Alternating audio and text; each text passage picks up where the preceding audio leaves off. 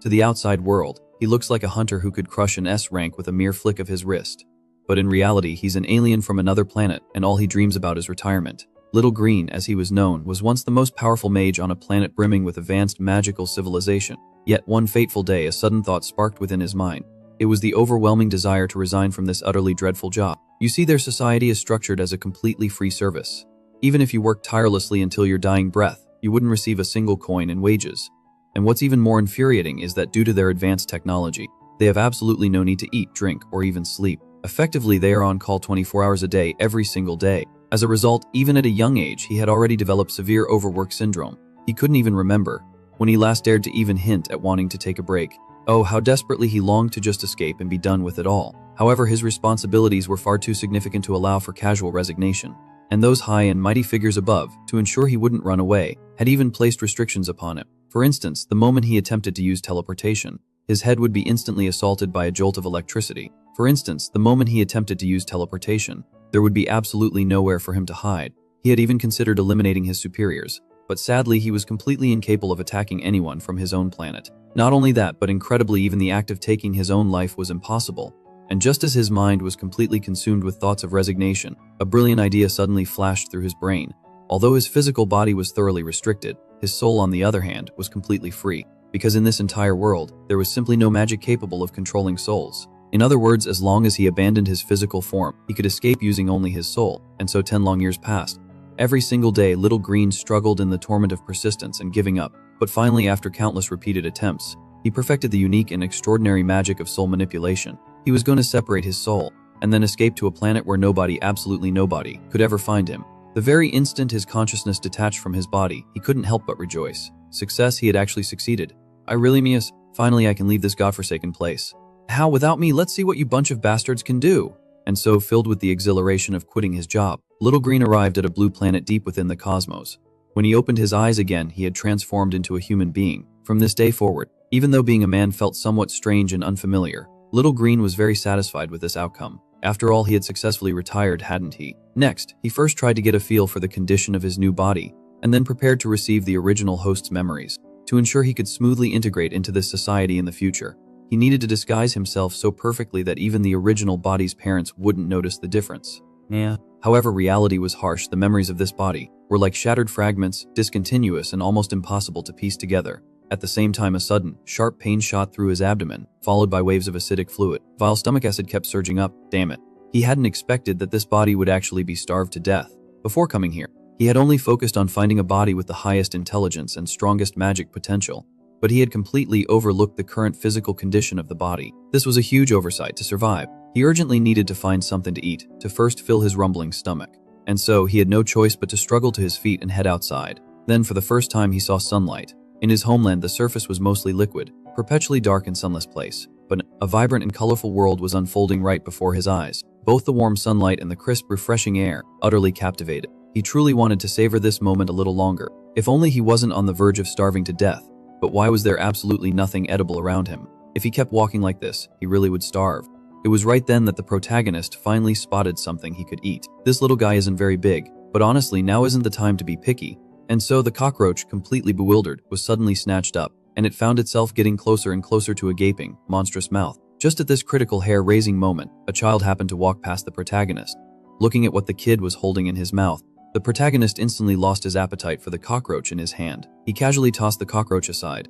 Alright, now there's a crucial question. Should I snatch it or not? Forget it, I'll just follow him for now. And so the protagonist began to tail the child. The kid also noticed that someone was constantly behind him and turned around to look. He was immediately terrified by what he saw. In the next instant, without a moment's hesitation, he turned and ran, completely ignoring the protagonist's calls for him to wait. In the end, the kid, with his nimble agility, successfully escaped, while the protagonist had no idea where he had ended up. But thankfully, there are some ornamental plants here. Although these plants don't exactly look edible, the protagonist couldn't afford to be picky anymore. However, just at this moment, a sudden rumbling sound echoed from the distance, accompanied by the sound of a child's scream. It was the kid from before. Although he didn't know what had happened, the protagonist decided to go and investigate. Right now, the kid was trembling, his eyes fixed on something ahead, because standing right in front of him was a monstrous giant bird, a truly terrifying sight. Having lived for so long, it was actually the first time for this man to ever see a woman. All because he was an alien who had just arrived here from another world. Just moments ago, our protagonist had heard a scream of terror, so he followed the sound to investigate. And what did he see? A gigantic bird chasing after the poor kid. He couldn't believe it. On his very first day on Earth, he was already witnessing such a bizarre monster on the street. This world is seriously messed up, he thought to himself. However, quite quickly, the man's thoughts began to shift. In a strange way, he started to consider that this might actually be a stroke of good fortune. Because according to the fragmented memories of this body, birds were apparently an unbelievably delicious delicacy. A mere monster is absolutely nothing to a great mage like myself, he confidently declared in his mind. Once I get properly acclimated to the magic in this place, even conquering this entire planet will be a piece of cake. And just at that moment, he suddenly noticed that his body was enveloped by waves of glowing light. That sensation of every cell in his body being scanned, it was magic. But what was with this amount? It was unbelievably abundant, far too much. If the magic density in his homeland was only enough to reach his ankles, then here, it was so thick it felt like he had plunged into a swimming pool of pure magic. In that instant, the protagonist felt a surge of power within him. In this place overflowing with magical energy, he would be absolutely invincible. And precisely at that moment, the kid ran right up to the protagonist, desperately begging for help. Rescuing you from this situation. For a magnificent mage like myself, it's as easy as snapping my fingers. However, the protagonist had a small condition. He wanted whatever the kid was holding in his hand.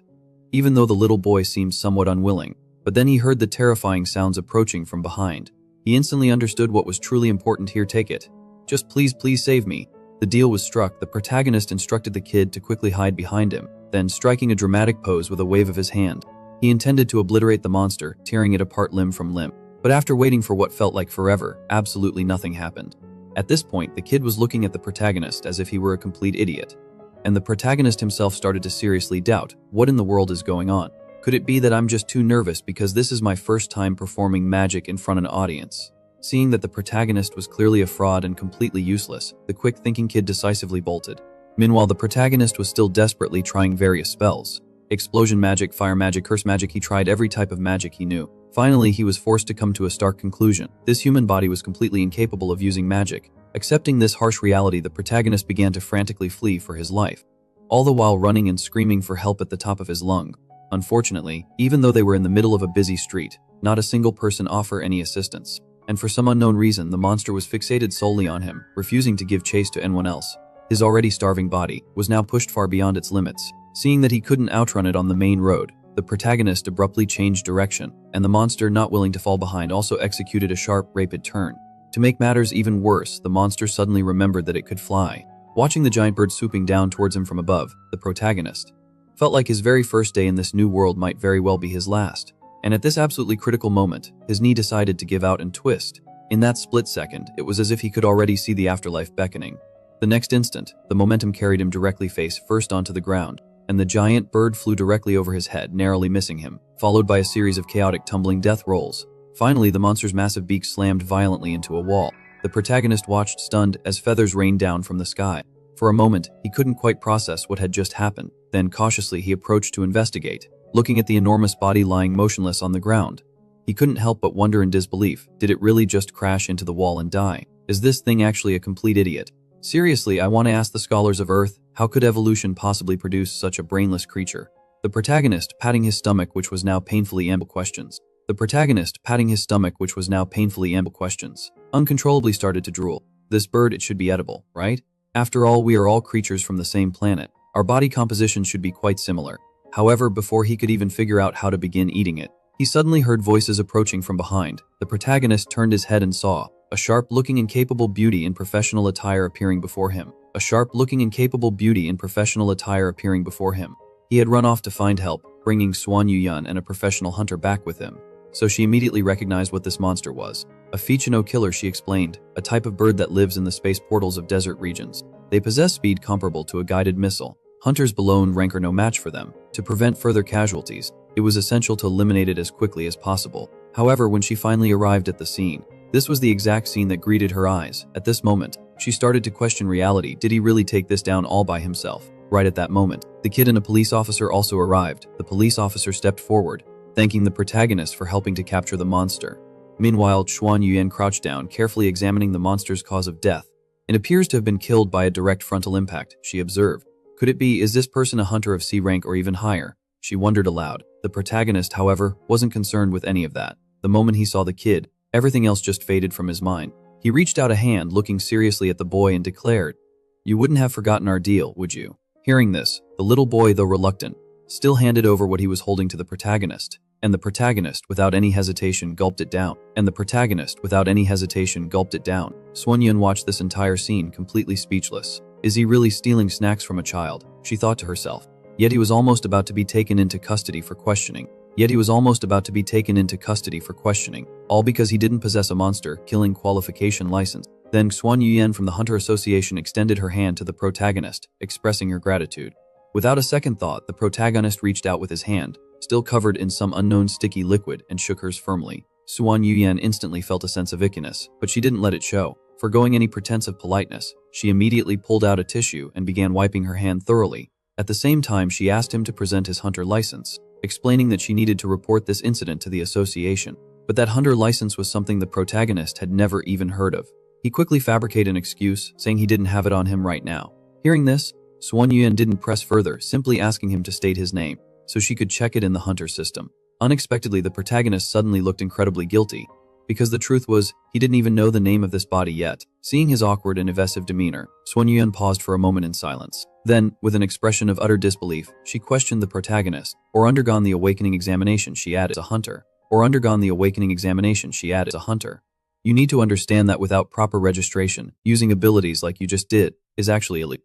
The protagonist was completely lost, not understanding a single thing she was talking about. But he knew that if things continued like this, it wouldn't end well. So he quickly lied. Of course I'm registered, I definitely am. I just happened to leave my hunter license at home, that's all. Following this, he told her to wait right there while he went home to retrieve it. Finishing his sentence without waiting for a reply, he immediately turned around and started walking away. At the same time, he secretly resolved in his mind that from this day forward, he would never walk down this street again. Returning home, the protagonist successfully located his ID card. However, the hunter license was nowhere to be found, just as he expected. The original host indeed wasn't registered. Furthermore, he discovered some strange, unidentifiable items in the house. And it was at this moment that it finally dawned on him. The original host was actually a chain smoker. In that instant, the protagonist nearly fainted from anger. He knew that for a mage, smoking was absolutely forbidden, a major taboo, because mages needed to utilize their respiratory system to sense and absorb magic from the external environment. So this act of deliberately damaging one's lungs was something utterly unimaginable and unacceptable to them. No wonder this body was completely unable to use magic. At this point, the protagonist felt a pang of regret. Why hadn't he considered filtering out bodies with such obvious flaws? However, he quickly rallied his spirits. After all, he had gone through so much hardship to escape. He couldn't possibly give up on a happy and fulfilling life just because of this minor setback. A wonderful future was still waiting for him. However, just a few hours after arriving on Earth, he was arrested. Because when he went out again, he was once again on the verge of starvation. He finally managed to sniff out a restaurant and had a good, filling meal. But then he was arrested for eating without paying, dining and dashing because he had no money. Luckily, he was recognized by a police officer as the hunter who had just defeated the monster and was released. The protagonist was incredibly grateful for the police officer's help. He bowed deeply in thanks and prepared to leave. Before leaving, the police officer pulled out a flyer and handed it to the protagonist. It turned out the officer had noticed that the protagonist wasn't a registered hunter. So out of kindness, he was reminding him to go to the Hunter Association and get a free awakening examination. The protagonist, though still unsure what awakening even meant, judging from the officer's demeanor, figured it must be common knowledge for everyone on Earth. Therefore, he decided to go and check it out. Then, it suddenly clicked in his mind the original host had actually been to this place before. However, the original host had only awakened a pathetic F-rank ability, the lowest possible level. The realization hit the protagonist like a bolt of lightning from a clear blue sky. Just as the protagonist was reeling from this revelation, he was interrupted by a voice. It was Suan Yuan, who had finished dealing with the monster. Returning to the association, Suan Yuan spotted the protagonist. She walked over to greet him. She was curious about his reason for being there. And of course, she also wanted to take another look at his hunter license. It was then that the protagonist remembered he had just lied to her, claiming he was going home to fetch his license. Fortunately, he had managed to recover some of the original host's memories. So the protagonist apologized to her and admitted that he had been lying. The truth was he didn't have a hunter license at all. Suan Yuan just stared at him, speechless. No wonder I waited and waited, but you never came back, she thought dryly. The protagonist then explained that he had undergone the awakening registration. It was just that his rank was too low, so he hadn't bothered to apply for a hunter license. Suan Yuan looked a bit puzzled. The protagonist, with a hint of arrogance, declared, "Rank." Hearing this, Suan Yuan exclaimed in shock, "What? Then how did you manage to defeat a Fichino killer?" To which the protagonist replied casually, "Oh, that clumsy bird just crashed into a wall and died." The answer was so outlandish that a moment of awkward silence descended. While it wasn't entirely impossible for such a thing to happen, Suan Yuan just couldn't quite bring herself to believe it. After all, judging by his demeanor back then, he looked at that monster with utter contempt. which was definitely not the reaction one would expect from an F-rank weakling. But if he was lying, then why would he bother to conceal his true strength, she considered. Because usually people who did that were dangerous individuals. Could it be that this person was also? She couldn't quite grasp it. Swan Yuyan eventually forced a smile and said, "I see you were really lucky then." Fichino killers aren't exactly known for their intelligence. Observing the strange smile plastered on her face, the protagonist suddenly understood something about Earthlings. They used controlled facial muscle movements to express emotions. This is something I need to learn, he thought. Then a slow, deliberate smirk crept onto the protagonist's lips. Yes, he replied, "I really am very lucky." The smile, however, looked less like lucky and more like plotting a crime. Swan Yuyan was bewildered. This guy is definitely suspicious, she thought. The man with just a simple smile had somehow managed to completely fluster the woman in front of him. She almost felt lightheaded. Realizing the protagonist was imitating her earlier forced smile, Swan Yuyan decided that this person was indeed problematic and it was best to leave safely first. But before she did, she reached into her pocket and pulled out a banknote. She handed it to the protagonist. This was the first time in his life Little Green had received payment. He was deeply moved. Who is this incredibly kind person, he wondered. However, he was still curious why. He asked. To this, Swan Yuyan provided an explanation. It turned out this was his share of the reward for the Fichino killer's body. I didn't realize that thing could be sold for money. Tears of excitement welled up in the protagonist's eyes, almost escaping his lips.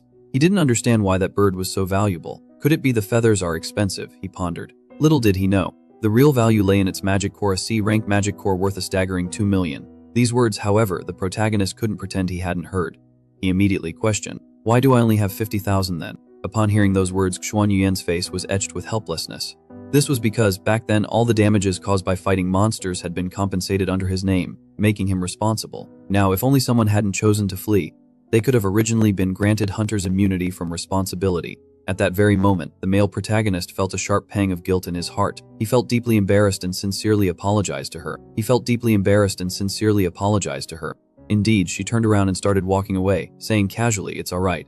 Have a pleasant afternoon." Watching her departing figure fade into the distance, the male protagonist couldn't help but clench the banknotes in his hand. He was astonished to realize that in his homeland, those annoying creatures, as common as flies, were actually worth 2 million here. To truly enjoy life on Earth, he knew he needed a substantial amount of money. And so at that instant, the male protagonist firmly decided to become a hunter. To be honest, until just now, the future seemed completely unclear to him, because the original body was desperately poor, unable to even afford a bowl of soup. But now things were different. He had discovered that hunters could earn a living, and a good one at that.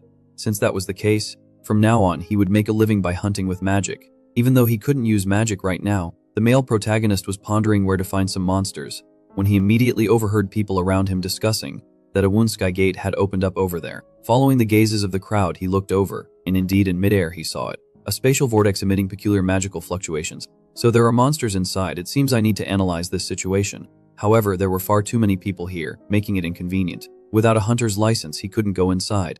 He wondered if there were any others nearby. Suddenly, the male protagonist paused as he detected a familiar aura. If his intuition was correct, there should be another Woonsky gate nearby. Therefore, the male protagonist followed the aura, climbing up a large mountain. The journey was surprisingly smooth except for his weak body, which nearly gave out on him. He noticed yellow tape blocking his path. The male protagonist was unsure what it was, but he couldn't help but think Earthlings had questionable taste in aesthetics. Subsequently, he nonchalantly walked past the tape towards the Woonsky gate. Not long after the male protagonist entered, another group of people arrived at the location. This Woonsky gate had been frequently mutating recently, and they were here to investigate the cause. As the group ventured deeper, they didn't encounter a single monster. This absence, instead of raising their alarm, was even dismissed by the team, ignoring the warning from Enrunching, the ranks hunter in their group, and soon they would pay a heavy price for their ignorance. Meanwhile, the male protagonist had entered the Woonsky gate quite deeply, yet he hadn't encountered a single monster either. This made the male protagonist somewhat puzzled. Could it be that his understanding of Woonsky gates was flawed? Just then, he suddenly sensed a surge of magical energy. This energy, though small in quantity, was vibrant and clearly originated from a human source, meaning someone else had entered this place. The male protagonist followed the magical energy, arriving behind a large rock, and what he saw before him was quite a scene. The 4-person team he had sensed was now reduced to just 3 in the blink of an eye. This sight was absolutely terrifying. Seeing this, Enrunching loudly warned the other 2 panicked individuals. "If you don't want to die, fight back with everything you've got." However, before his words could fully resonate, they felt an icy chill. In the nick of time, Enrunching swiftly raised his shield, erecting a protective barrier, successfully blocking the lethal attack. Immediately after, he slammed his shield hard into the ground, using the rebound force to leap high into the air. With lightning speed, he delivered a devastating kick to the stone creature's body. When everything calmed down, The stone creature had been reduced to nothing but rubble. The other two watched this scene in utter shock, truly impressed as expected of a ranks hunter. Though Enrunching was a defense type, he ignored their praise and urgently told them to quickly collect the bodies and leave.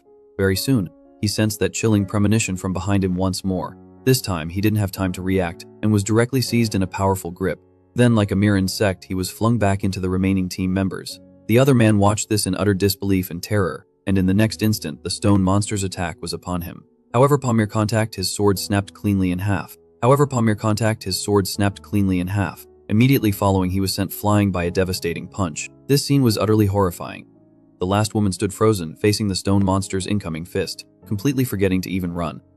At the critical moment, Enrunching, having recovered, stepped in to block the blow for her. Now is the best chance to use binding magic. If we can't trap it here, we're all going to be wiped out. However, in this most desperate and critical moment, this woman actually abandoned her teammate and ran away on her own. Can you believe it? An alien, upon arriving on Earth, fully understood the depths of human nature on his first dungeon raid. Just a short while ago, the male protagonist had entered the one sky gate alone and was now hiding to the side, watching an adventure team get attacked by a monster. He observed as one of the women was about to secretly escape the scene, but luckily her teammate appeared just in time to block that deadly strike. Indeed, that very moment presented itself as the perfect opportunity to unleash binding magic. If they failed to restrain the monstrous creature right here and now, it was almost certain that they would all be completely annihilated. But who could have foreseen that in this incredibly perilous instant, she would actually abandon them all and flee on her own? At that shocking sight, disbelief and utter bewilderment filled the man's eyes. Then, predictably and tragically, the man was sent crashing to the ground by a brutal punch from the monster. In the fading moments before losing consciousness, Enrunching profoundly felt a deep and overwhelming sense of emptiness within his heart. He reminisced about how he had fortunately awakened a special talent, yet he had turned down numerous enticing invitations from large guilds, choosing instead to gather a small team of people he believed in. He had naively thought that everything would unfold smoothly, but tragically the final outcome was proving to be utterly devastating. Seeing that the man was on the verge of collapse, the male protagonist, unable to stand by any longer, finally stepped forward. He recognized that it was thanks to the man's valiant efforts just moments ago that he had finally managed to complete his analysis of the situation. Despite its intimidating size and appearance, the creature before him was, in essence, just an outdated model of golem. A golem, simply put, is a type of artificial being or doll animated by magical energy. On the male protagonist's home planet Alpha, golems were utilized for a vast array of tasks, ranging from mundane chores like sweeping and running errands to heavy tasks like bricklaying, and even extending to sophisticated war machines, truly covering every need. Their home world was essentially a nation built upon golem labor as its primary workforce. And coincidentally, the male protagonist's area of expertise was weaponized golems. However, despite his confident pronouncements, dealing with this particular golem was proving to be far from easy. While it may appear bulky and slow in its attacks, the main issue was that the male protagonist's current body was simply too weak. He felt himself quickly reaching his physical limits. Nevertheless, the male protagonist eventually managed to seize an opening. He realized that the large gemstone embedded on the golem's chest was actually a magical device, specifically a recognition sensor. He knew that if he could input the correct stop command into this sensor, he could effectively bring the golem to a halt. It was generally understood that for most golems, only their owner or creator would be privy to the emergency stop command. However, this particular model was so ancient that the male protagonist knew it by heart, without even needing to look it up.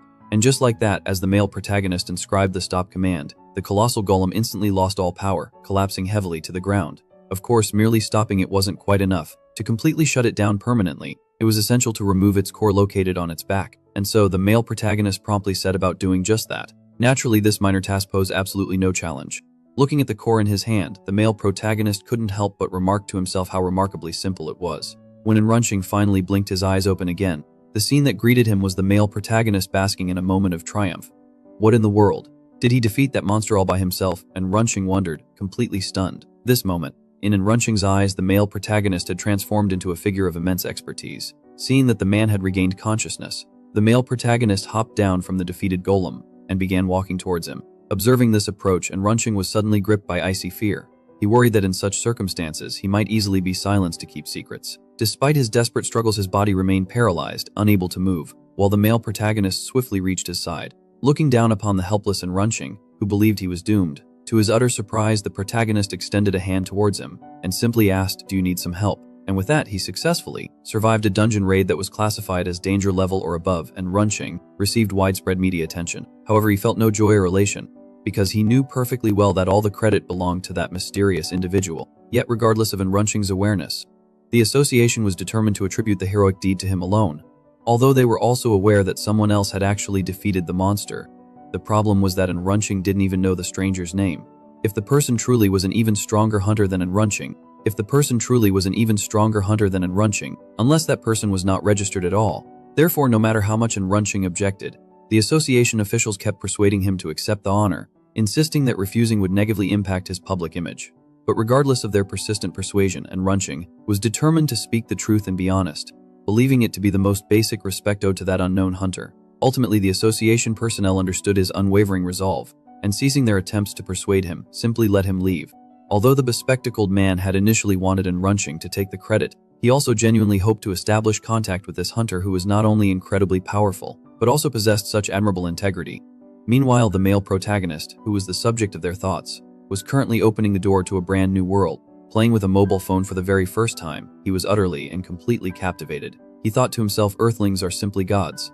Ever since he accidentally unlocked the phone last night, he hadn't been able to put it down. Everything on it was so incredibly captivating and drew his attention. This was the paradise he had always dreamed of. Thanks to the phone, the male protagonist effortlessly obtained the information he needed.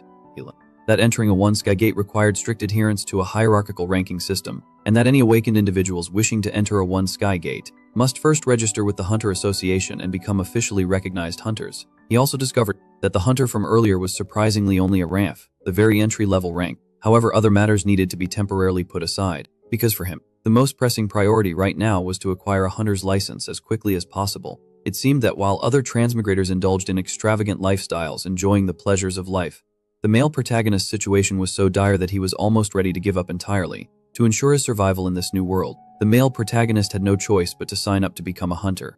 And the very first thing after registration was to attend, along with everyone else, a mandatory safety theory education session about one sky gates.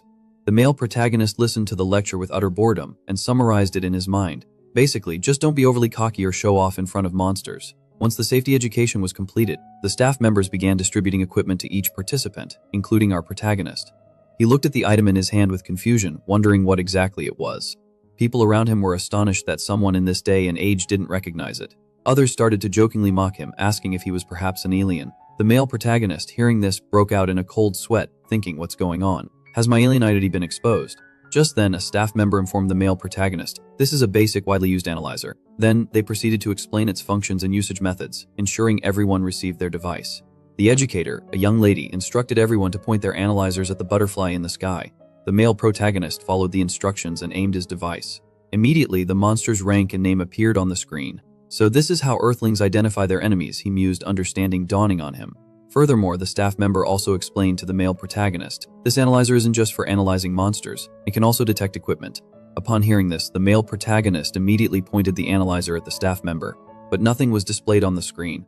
Looks like this person isn't anything special, he thought dismissively. Subsequently, the male protagonist started using it on the nearby plants, and indeed, information was displayed. However, when he used it on the soil, absolutely nothing showed up. The male protagonist was puzzled, not understanding why. Could it be that this device can only identify things with magical power? He wondered. Is it distinguishing the usefulness of items based on the presence or absence of magic? Well, it's quite convenient, its accuracy seems questionable. After all, some things even without magic are still incredibly useful. For example, ordinary soil is a prime example, because soil can be used to make mana-absorbing agents, a very rare and valuable substance. Judging by the situation, it seems nobody here is aware of this. When in any world with even a slightly developed understanding of magic studies, mana-absorbing agents would be common knowledge. Suddenly, a thought sparked in the male protagonist's mind. In the next moment, he called out to the staff member. Excuse me, I'd like to ask you something, he said. The staff member nodded. Please, go ahead. And without any hesitation, the male protagonist voiced the question that had formed in his mind. When did magic awakeners first appear in the world? The staff member, without a moment's hesitation, provided a definitive answer. Oh, that would be 7 years ago. 7 years ago, various awakeners began to appear simultaneously all over the world. The male protagonist listened to this answer in utter disbelief. What? Only 7? He knew that on his home planet Alpha, the history of magic spanned over 60,000 years. So, I've been living with a bunch of primitives this whole time, he thought, a wave of realization washing over him. Thinking about this, the male protagonist couldn't help but shed tears of bewildered understanding. That explains why only electronic technology is so advanced here, while magic is so underdeveloped. But thinking about it, even if I use mana-absorbing agents, no one here would even recognize it, right? Hunters were consistently portrayed in the media as living extravagant and luxurious lifestyles, So contrary to the common person's romanticized fantasies, the reality of a low-rank hunter's life was practically hell. Moreover, the body the male protagonist had taken over had a problematic leg, and he still couldn't use magic in this state. Therefore, before he starved to death, he urgently needed to find some kind of work. To deal with monsters effectively, the male protagonist had acquired a supply of mana-absorbing agents. And indeed, on this earth, mana-absorbing agents were the only known way to effectively kill certain types of monsters. The problem was that particular monster resided within a C rank 1 sky gate, and a mere rank hunter like the male protagonist was simply not qualified to enter. Having just arrived on Earth, everything was still very unfamiliar to him, and he had no idea how to create mana-absorbing agents himself. This was proving to be quite difficult. Just at that moment, his phone suddenly began to vibrate intensely, startling the male protagonist quite badly. Picking up the phone, the male protagonist saw it was a disaster alert. A rank monster had appeared nearby. The alert urged everyone to evacuate and seek shelter immediately. Evacuate? No way. He thought at a time like this, of course, the best option is to go out and see what the commotion is about. The male protagonist quickly changed his clothes and went out onto the street. He saw crowds of people around him fleeing in panic and terror. On the television tower not far ahead, of course, there were also some fearless onlookers who were gathering to watch. While the area around the tower had already been cordoned off with police tape. Just then, the male protagonist was suddenly bumped into by someone, causing him to stumble. The person who bumped into him not only didn't apologize, but instead glared at the male protagonist for being in their way. The male protagonist's face darkened as he stared back at the rude individual. The other person seemed to think he wanted to start a fight. However, the male protagonist had no idea what this person was implying. "I was just looking at you," he thought, confused. Seeing that the male protagonist looked quite intimidating, the blonde-haired man's attitude softened considerably. He revealed that he was a hunter himself, and warned the male protagonist to stay behind the cordon tape. Not wanting to be seen as weak, the male protagonist retorted, "I'm a hunter too." The blonde man then asked the male protagonist, "What rank are you?" And then he heard the male protagonist utter the words F rank without hesitation. The blonde man almost burst out laughing. "Haha, what kind of garbage are you?" he sneered. The male protagonist stared at him bewildered. What's this guy laughing about? This man is clearly just an F rank hunter. Little did he know he had unknowingly gained a rank admirer. Just moments ago, a monster suddenly appeared in the city center, never one to shy away from excitement. The male protagonist decisively stepped forward to join the spectacle. The military dispatched helicopters in an attempt to intercept it. Their attacks were merely tickles to the monster, having virtually no effect. With just a casual flick of its tail, the helicopter was instantly transformed into a massive fireball as it plummeted to the ground. Fortunately, just in time, support hunters finally arrived on the scene. The helicopter was instantly transformed into a massive fireball as it plummeted to the ground. A hunter leaped directly from a helicopter, and with a swift slash of his blade, he severed the monster's massive tongue. Instantly, the monster let out a deafening roar of agony. Following this, it turned around without hesitation and attempted to flee. At this moment, another hunter aimed at the fleeing target, drawing back a bow and arrow. In the next instant, 2 arrows flew with pinpoint accuracy, striking the monster's tail. Realizing the dire situation, the monster, a colossal lizard-like creature, decisively chose to sever its own tail in a desperate attempt to survive. But trying to escape now, it was clearly far too late. Just then, the male protagonist's old acquaintance, and Runching, jumped directly from the helicopter. Then, with the force of a raging army, he delivered a thunderous kick to the monster's back. The monster instantly plummeted from midair, crashing heavily to the ground. And Runching didn't give the creature even a moment to catch its breath. Another powerful and weighty blow landed squarely on the monster's abdomen. And just like that, in a mere 2 strikes, the monster that had been so fearsome and arrogant just moments ago lay motionless on the ground, completely defeated. Witnessing the performance of these professional hunters, the onlookers in the crowd were filled with excitement and admiration, their eyes sparkling with adoration. After dealing with the monster, the group of hunters began walking towards the direction where the male protagonist was standing. Recently, the male protagonist had come to understand one thing. Hunters of rank C and above were already considered the backbone of this world. That's why everyone admired and adored them so much. Just like now, people were so thrilled that they practically wanted to become devoted followers. However, it was precisely this kind of highly regarded individual who, upon seeing the male protagonist, immediately rushed over, grasped his hands with both of his, and gazed at the male protagonist with the reverence of a devoted fan, eagerly greeting him.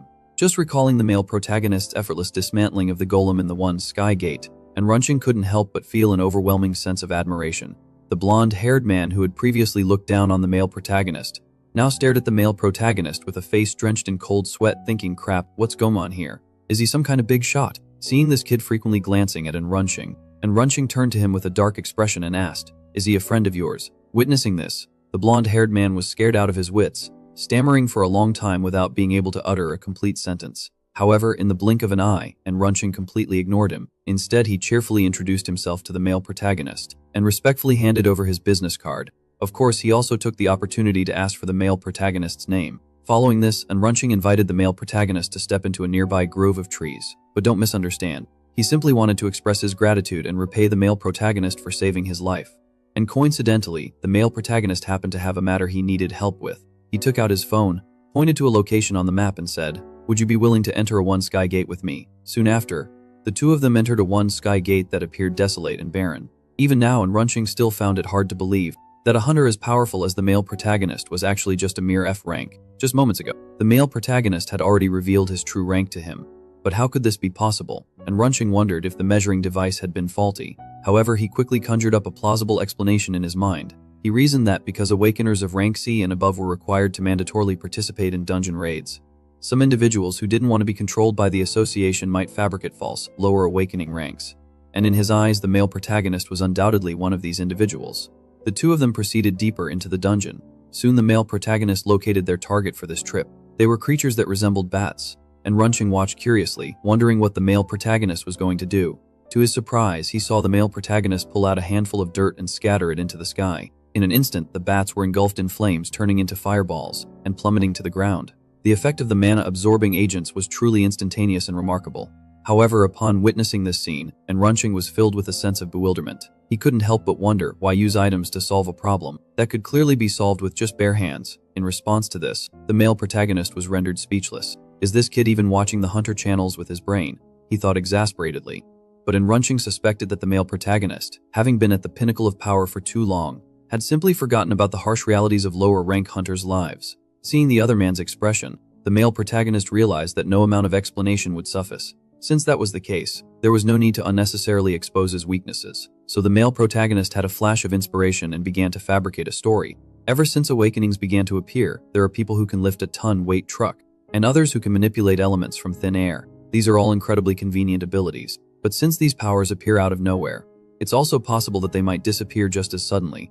I'm a bit worried about that, so I plan to rely more on using tools and items instead.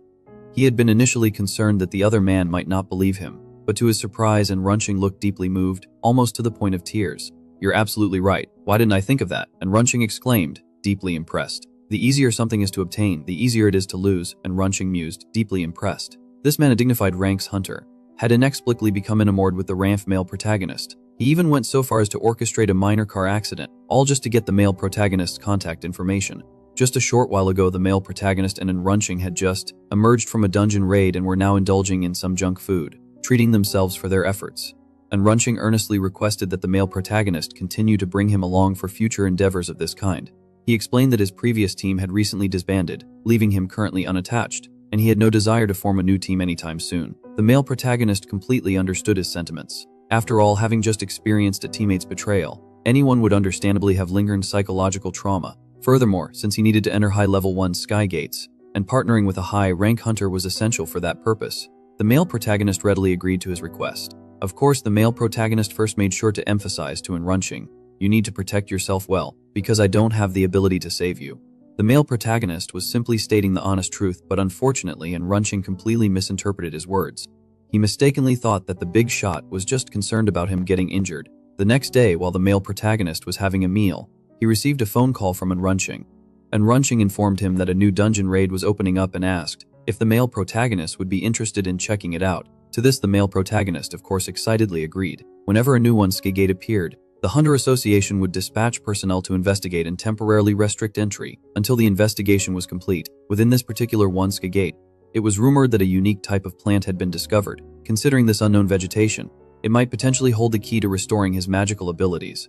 Therefore, the male protagonist decided to go take a look, with the intention of leaving immediately if it wasn't what he was looking for. Just then, a luxurious sports car suddenly pulled up abruptly nearby. Subsequently, a man with long hair stepped out of the vehicle. Judging by the way this guy was dressed with dark sunglasses and an extravagant air, he clearly had an arrogant demeanor. The male protagonist asked Enrunching who that person was, and the answer Enrunching gave was somewhat unexpected to the male protagonist. It turned out that this individual was one of the only 3 ranks hunters in the entire country. Jiang Changgao. Enrunching identified him. The male protagonist could sense that his magical energy was exceptionally stable, indeed a rare talent he acknowledged inwardly. And just as the male protagonist was observing him, Jiang Changhao suddenly seemed to sense something. In the next moment, their gazes lock eyes meeting eyes. The other man's reaction surprised the male protagonist somewhat. His eyes seemed to be quite unique, he noted. And Runching whispered to the male protagonist, "Those are dragon eyes, a very rare and powerful magical item." While the two of them were in hushed conversation, Jiang Changhao started walking towards them. Then, completely disregarding and Runching, the rank a hunter standing right there, he directly looked at the male protagonist and asked, "What's your name?" After receiving the answer, he further inquired, "What's your hunter rank?" And Runching interjected with a forced smile, trying to explain, "He's just my..." However, Jiang Changhao simply cast a disdainful glance at, and Runching, cutting him off, "I wasn't talking to you." He then turned back to the male protagonist, his tone firm, "Big shot, are you perhaps unwilling to talk to me?" And Runching was so frightened that he instinctively hid behind the male protagonist. Meanwhile, the male protagonist calmly replied, "F rank." Upon hearing this, Jiang Changhao let out a mocking laugh. "Oh really? Is that truly the case?" The other man's reaction made the male protagonist somewhat suspicious. Could it be that he can see through the hidden magical power within this body? He wondered. It must be because, despite the respiratory system damage causing magical power to be output improperly, the total amount of magical power within my body hasn't actually decreased. And Jiang Changhao can use his dragon eyes to perceive a person's hidden potential. But regardless of the truth, the male protagonist had no intention of admitting anything. After all, he possessed an officially recognized hunter's license. Jiang Changhao simply refused to believe that a mere rank hunter could meet his gaze directly without flinching. He was about to propose a collaboration with the male protagonist, when Runching suddenly interrupted, speaking up abruptly, and Runching hastily stated, "We still have things to do," and without regard for the male protagonist's resistance, he directly pushed him away, urging him to leave. Only when the two of them had completely moved out of Jiang Changhao's sight, did Runching explain to the male protagonist the reason for his actions. Because that man has a criminal record, and no one is willing to enter a one sky gate with a ranks ex-convict. And Runching then revealed a shocking detail. "My third-ranked relative recently went into a dungeon raid with Jiang Changhao and was attacked. Therefore, Runching was afraid that the other man might lash out at them, so he swiftly pulled the male protagonist away to escape." Upon understanding all of this, the male protagonist was deeply touched. What a truly endearing mammal, he thought fondly. Since the other party was so dangerous, they should probably call it a day for today. That plan could be investigated later. However, there was still one more thing to consider. Since the other man's dragon eyes were a magical item, then did dragon lungs perhaps exist as well? If he could get his hands on a pair and replace his damaged lungs, wouldn't that solve his problem of being unable to use magic? And Runching helped to check, and it really existed. The price is still acceptable though. 2,600 million, what did you say? 2,600 million for just one sentence. Directly extinguished the burning passion that had just arisen in the male protagonist. A complete mood killer. In the car, he looked up information about it all. How? Getting more curious and anxious. Soon the two said goodbye and the male protagonist took a taxi back alone. Soon the two said goodbye and the male protagonist took a taxi back alone. In the car, he looked up information about it all. How? Getting more curious and anxious. The more he looked, the more terrifying he found the other party to be. If only I hadn't looked at him back then, it was a mistake. What if he wants to harm me? A dark thought crept in. But precisely because he was afraid, nothing would happen, or so he hoped. Then, with a stomp of the accelerator, it crashed right into them. Amidst a series of screeching sounds from the hard braking, the taxi spun around in place several times, violently twirling. Then it crashed in. First nervously looked back at the male protagonist to see.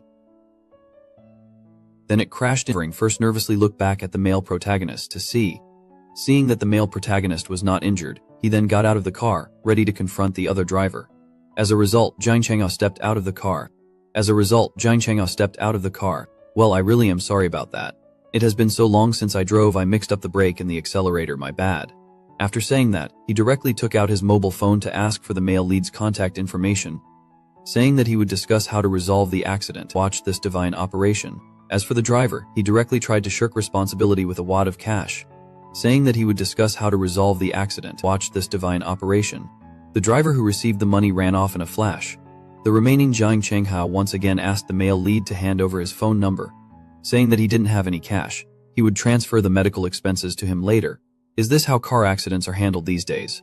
He then felt like his eyes had been opened to a whole new world.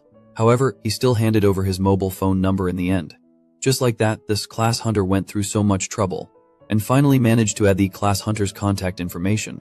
Jiang Changhao was originally a rich second-generation heir, but then some kind of special violent crime happened. Although he found an awesome lawyer and dealt with this matter, the internet is still full of his scandals. The biggest scandal surrounding him is that his parents died during a dungeon outbreak a few years ago. It was such a tragedy. Immediately after the incident, he sold his parents' company without hesitation. Therefore, many people suspected that he committed a heinous act for money. At this moment, Jiang Changha looked at the male lead with great interest. I have a lucrative job opportunity. Would you like to hear about it, young man? He's clearly just a low-ranking E-grade hunter barely making ends meet. To that end, he's even willing to offer 8% of the dungeon's earnings as an incentive. Could that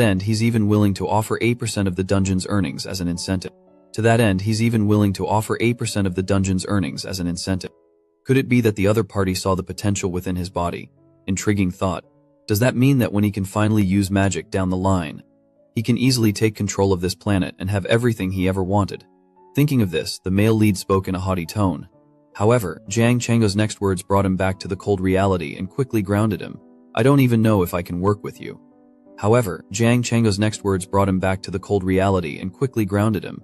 What are you even thinking about, seriously? A hunter of your level could never enter a high-level dungeon.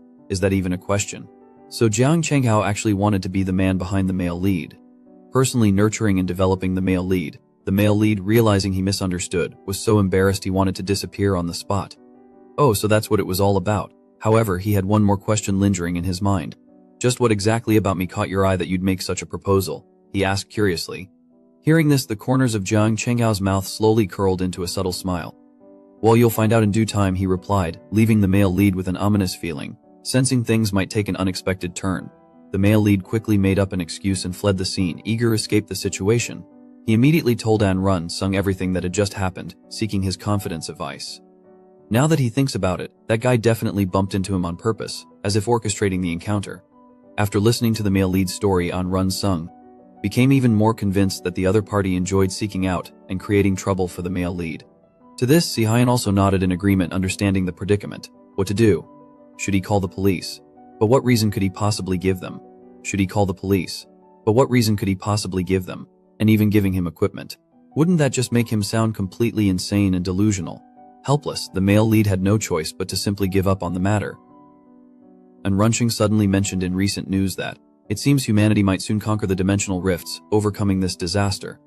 That's quite an interesting topic, and the protagonist is quite interested in the existence of these dimensional rifts.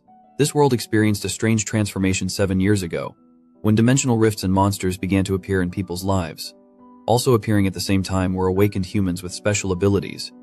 While others may not know the reason why any of this is happening, but the protagonist understands that the principle of magic involves utilizing the magic power released by the galaxy above. However, Earth's crust is too thick, preventing magic power from reaching the surface effectively. But the sudden appearance of the dimensional rift phenomenon has allowed magic power to rise to the surface of the Earth, which in turn has led to the emergence of awakened humans across the globe. However, there's one thing that the protagonist just can't figure out completely, and that's the entity that created the dimensional rifts and their mysterious purpose. What exactly could their goals be? The monsters inside definitely want to kill humans, while the equipment that drops from them is simply bait placed atop a trap. However, if the little mice avoid the trap, then it's only bait. Then whoever is behind all of this must surely become quite enraged. And Runching listened to the male lead's words, feeling they made perfect sense. But the male lead suddenly started, a look of surprise flashing across his face, because he sensed a boiling power like magma rising from beneath his feet. And the epicenter of this surging power was right beneath An Runching's feet.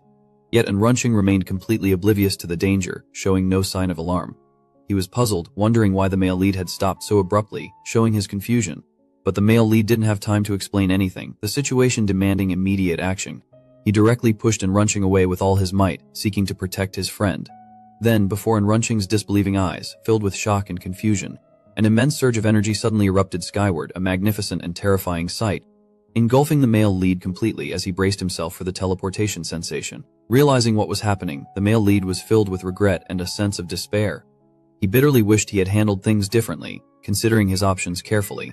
By the time the male lead regained his senses and gathered his bearings, he was already in a pristine white corridor, smooth and gleaming under the soft light. The male lead couldn't help but look around, taking in the unfamiliar surroundings with curiosity. Could this be the interior of the One Void Gate? He wondered, pondering the possibilities. If he encountered a monster in such a confined space, he would be in a terrible situation. So, he knew he had to take the initiative and move forward cautiously.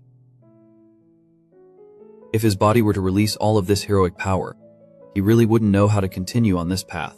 He quickly arrived at an open area, blocked ahead by a huge stone gate. In front of the gate was a stone tablet with something written on it seems.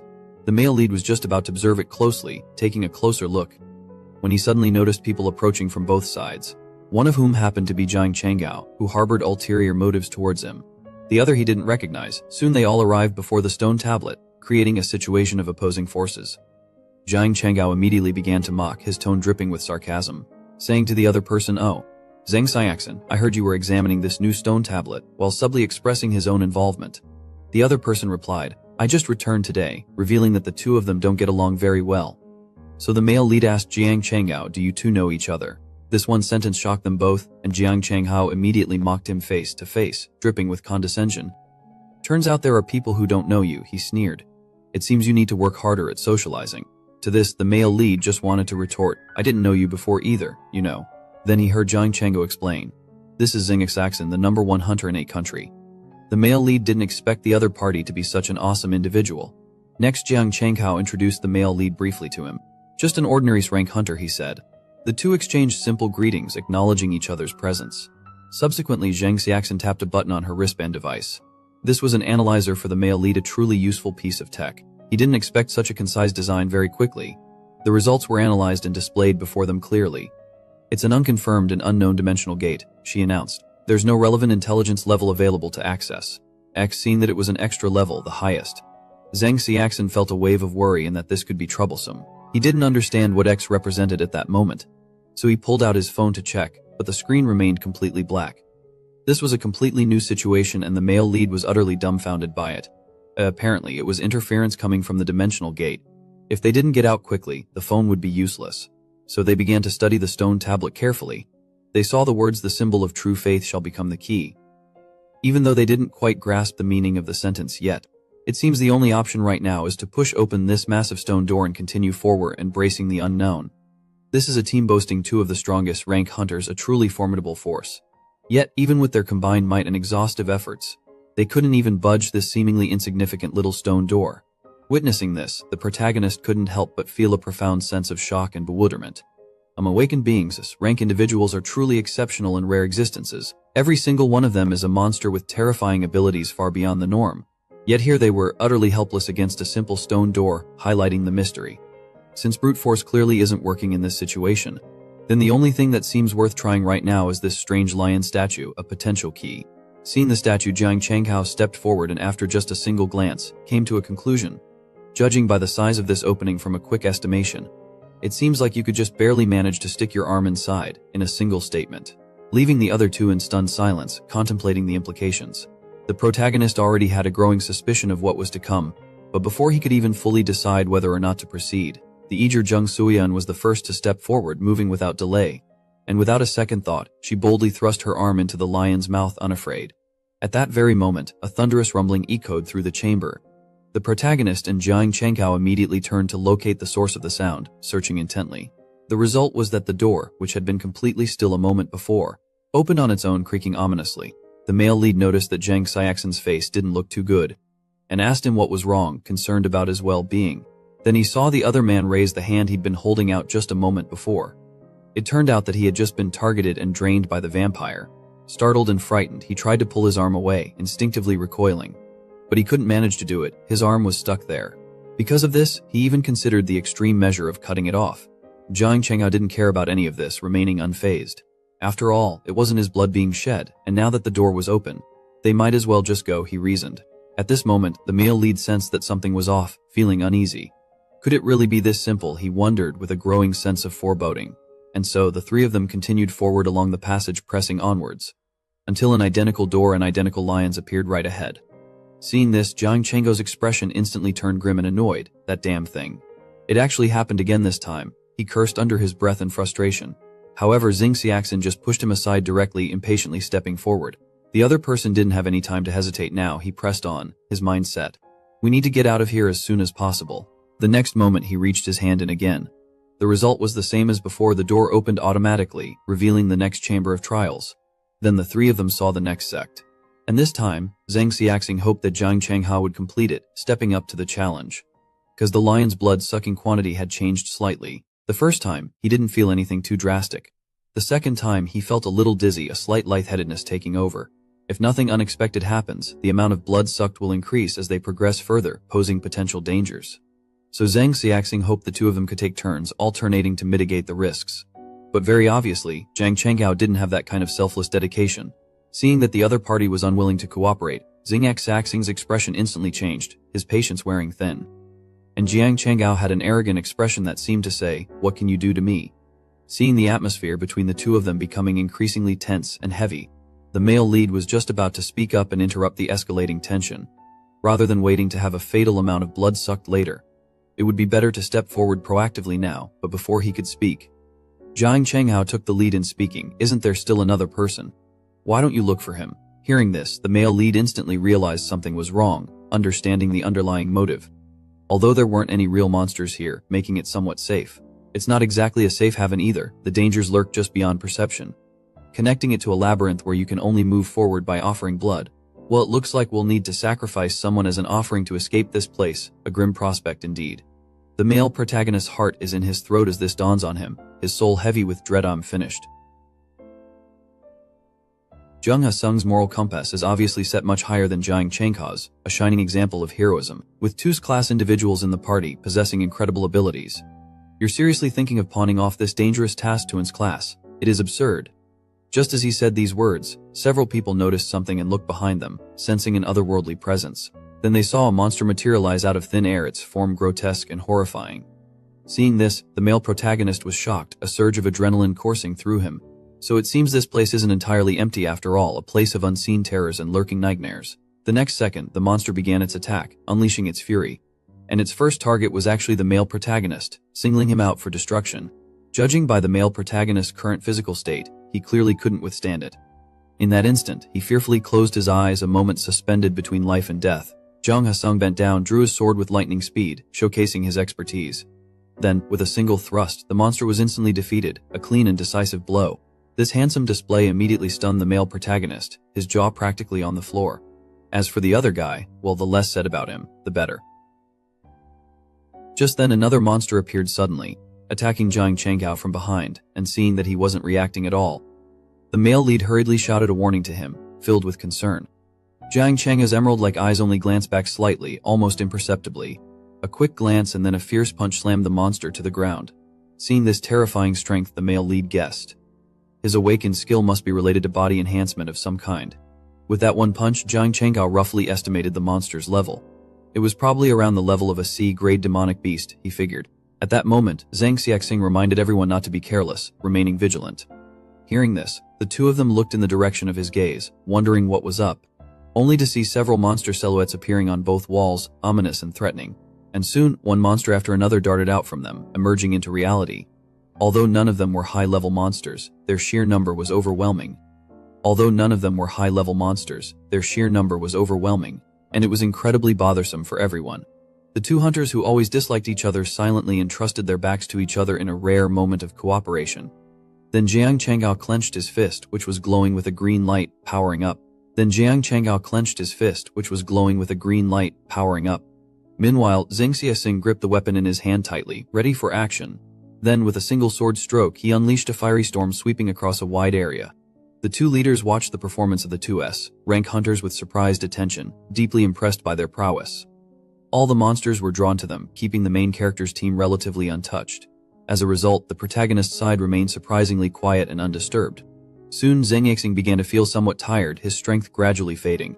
Because his blood had been drained, his stamina weakened noticeably. Moreover, with such a massive horde of monsters, this couldn't continue indefinitely. Right at that moment, in the heat of the intense battle, he suddenly noticed the stone lion's red, glowing eyes catching his attention. Then a flash of insight struck him. So that's how it is, he exclaimed inwardly. And Ren, purportedly the #1 ranked S-class hunter, highly skilled and renowned, was once knocked unconscious with a single bottle during a dungeon raid, a truly bizarre event. Simply because his teammates speculated that clearing the dungeon required a sacrifice, a necessary offering. Just now Jiang Chenghao and Zhang Xiaxing had finished dealing with a wave of monsters, effectively clearing the path. Although the monsters weren't particularly strong individually, their sheer number was overwhelming, testing their limits.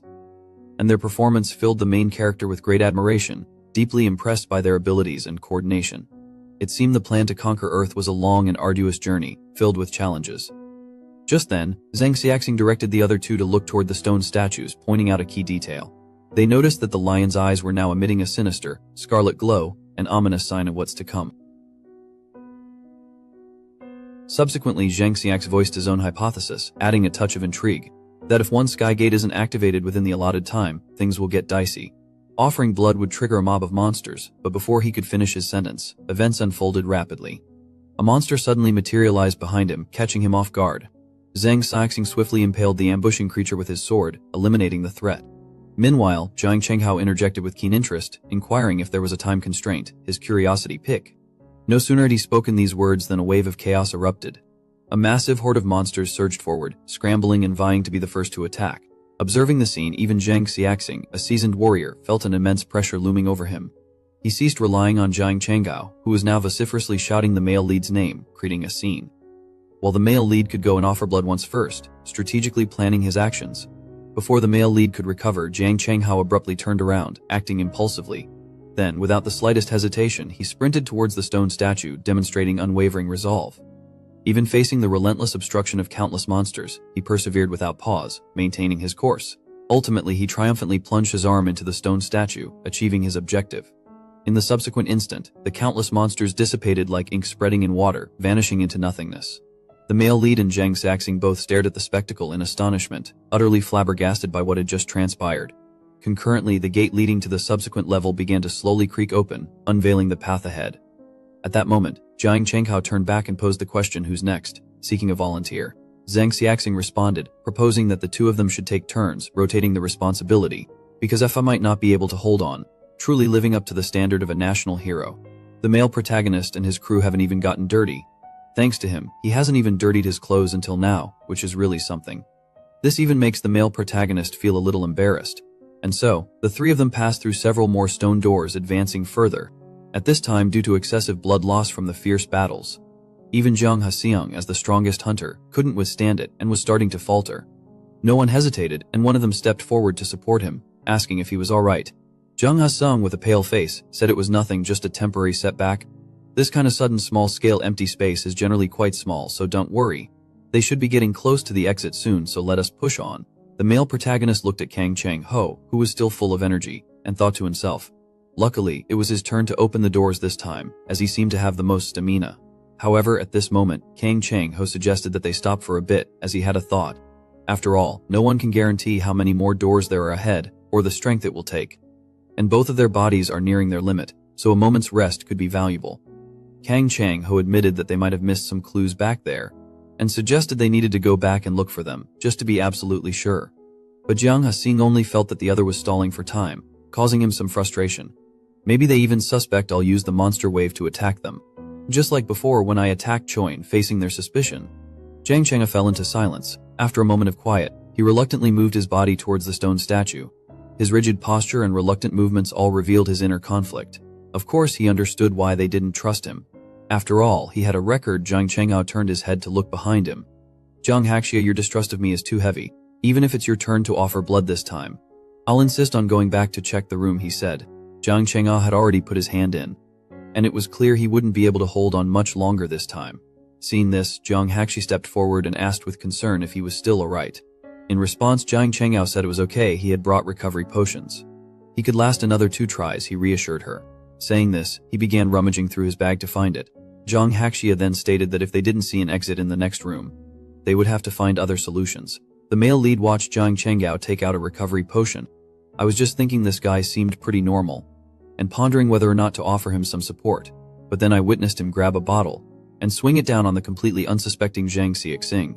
With a resounding thud, the bottle made intimate contact with the back of Zhang Xiaxing's head.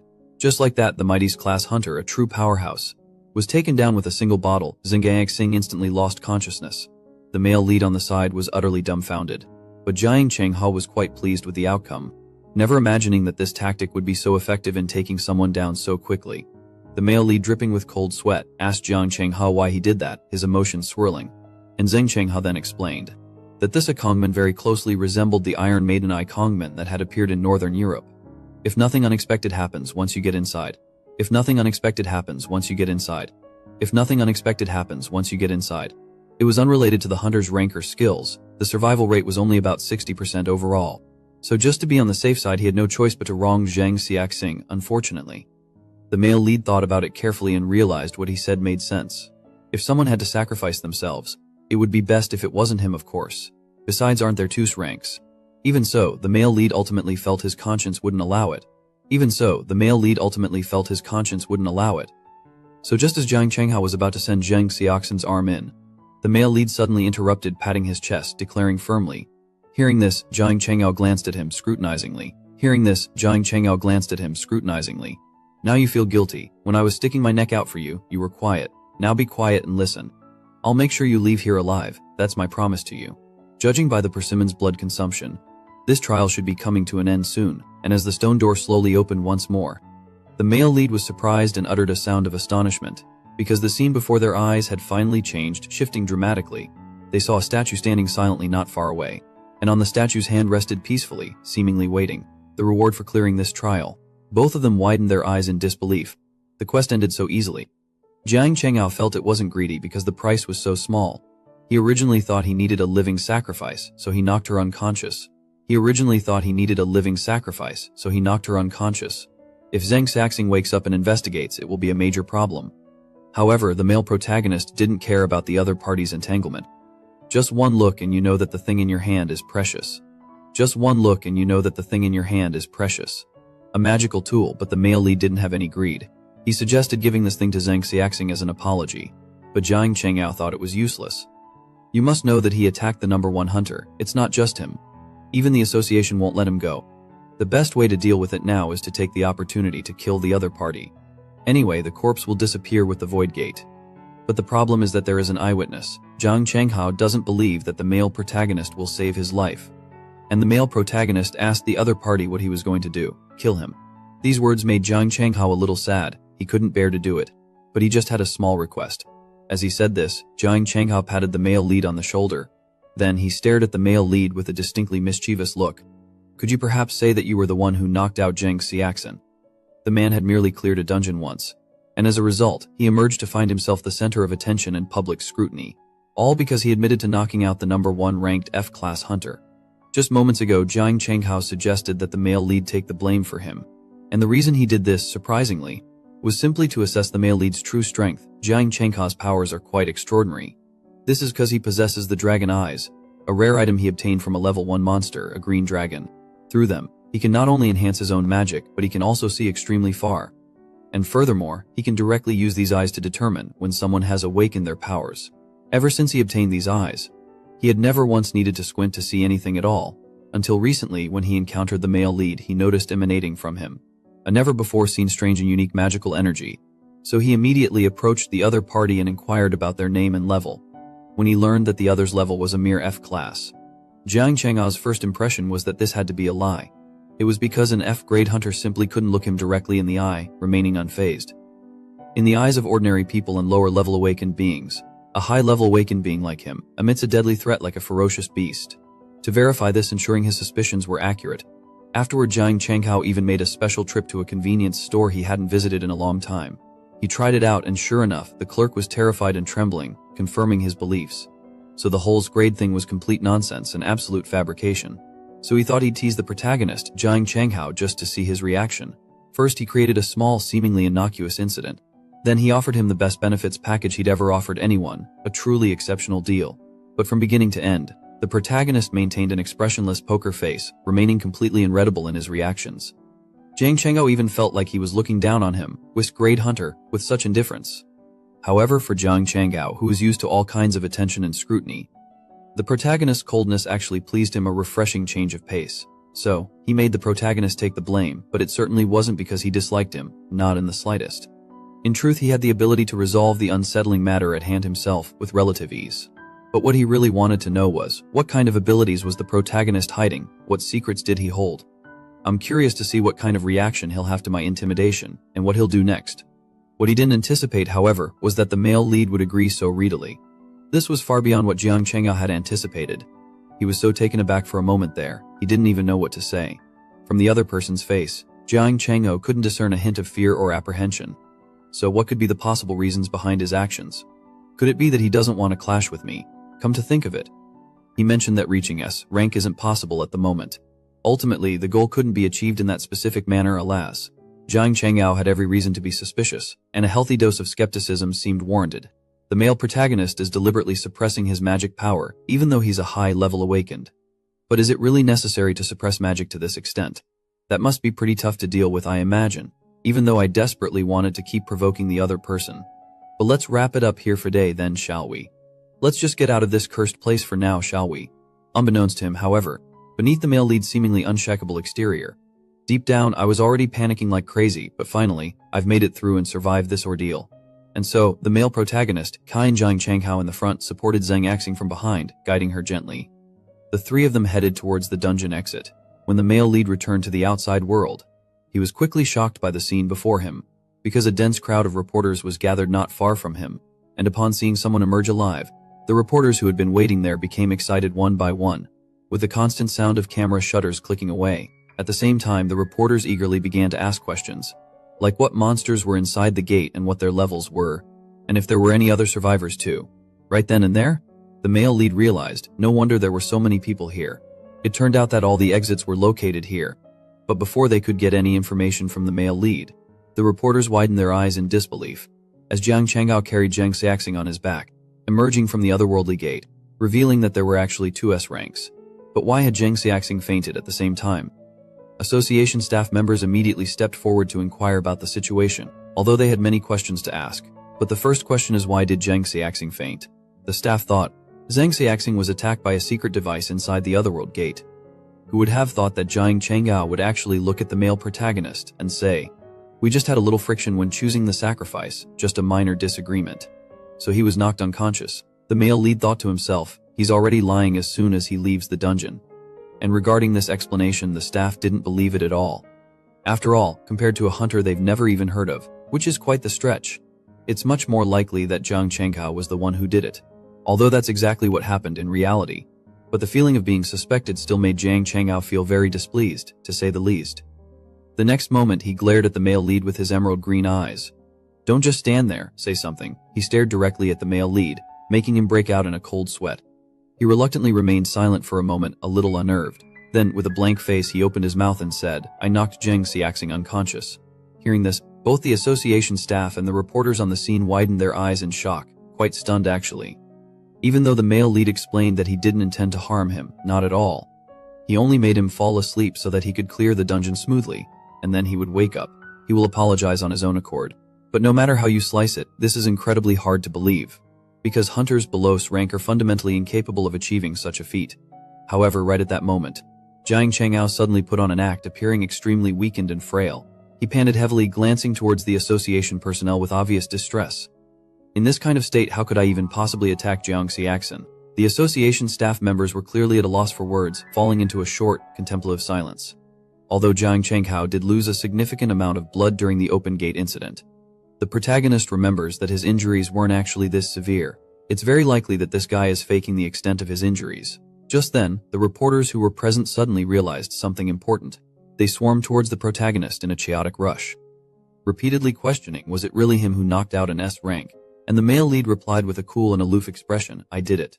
Looking at the report about the male lead in his hand, Zhang Xiaxing, waking up in the hospital, clenched his fists. How dare he do this to me? And Ren is clearly just a level S rank hunter, yet she somehow attracts the attention of all the strongest S rank hunters. Just now, and Runching invited the male lead to dinner, although the previous news was deleted, and Runching had already heard about it, and wanted to know if it was true that the male lead knocked out Zhang Xiaxing, and the male lead's reply shocked him. Well, I suppose so. He just finished speaking when the male lead's phone rang and he answered it. The food was just so fragrant a moment ago, but now it's lost its appeal. The food was just so fragrant a moment ago. Zhang Xiaxing responded affirmatively, telling Runching to eat first, while he stepped aside to answer the call, as Runching was dining alone. Zhang Xiaxing's reason for calling was quite simple. He wanted to know if it was truly the main character who knocked him out in the empty room. Although it happened suddenly, and he couldn't quite recall the details, he had a feeling that Jiang Changhao was the one responsible, but he wasn't entirely certain. Zhang Xiaxing stated he only remembered being hit.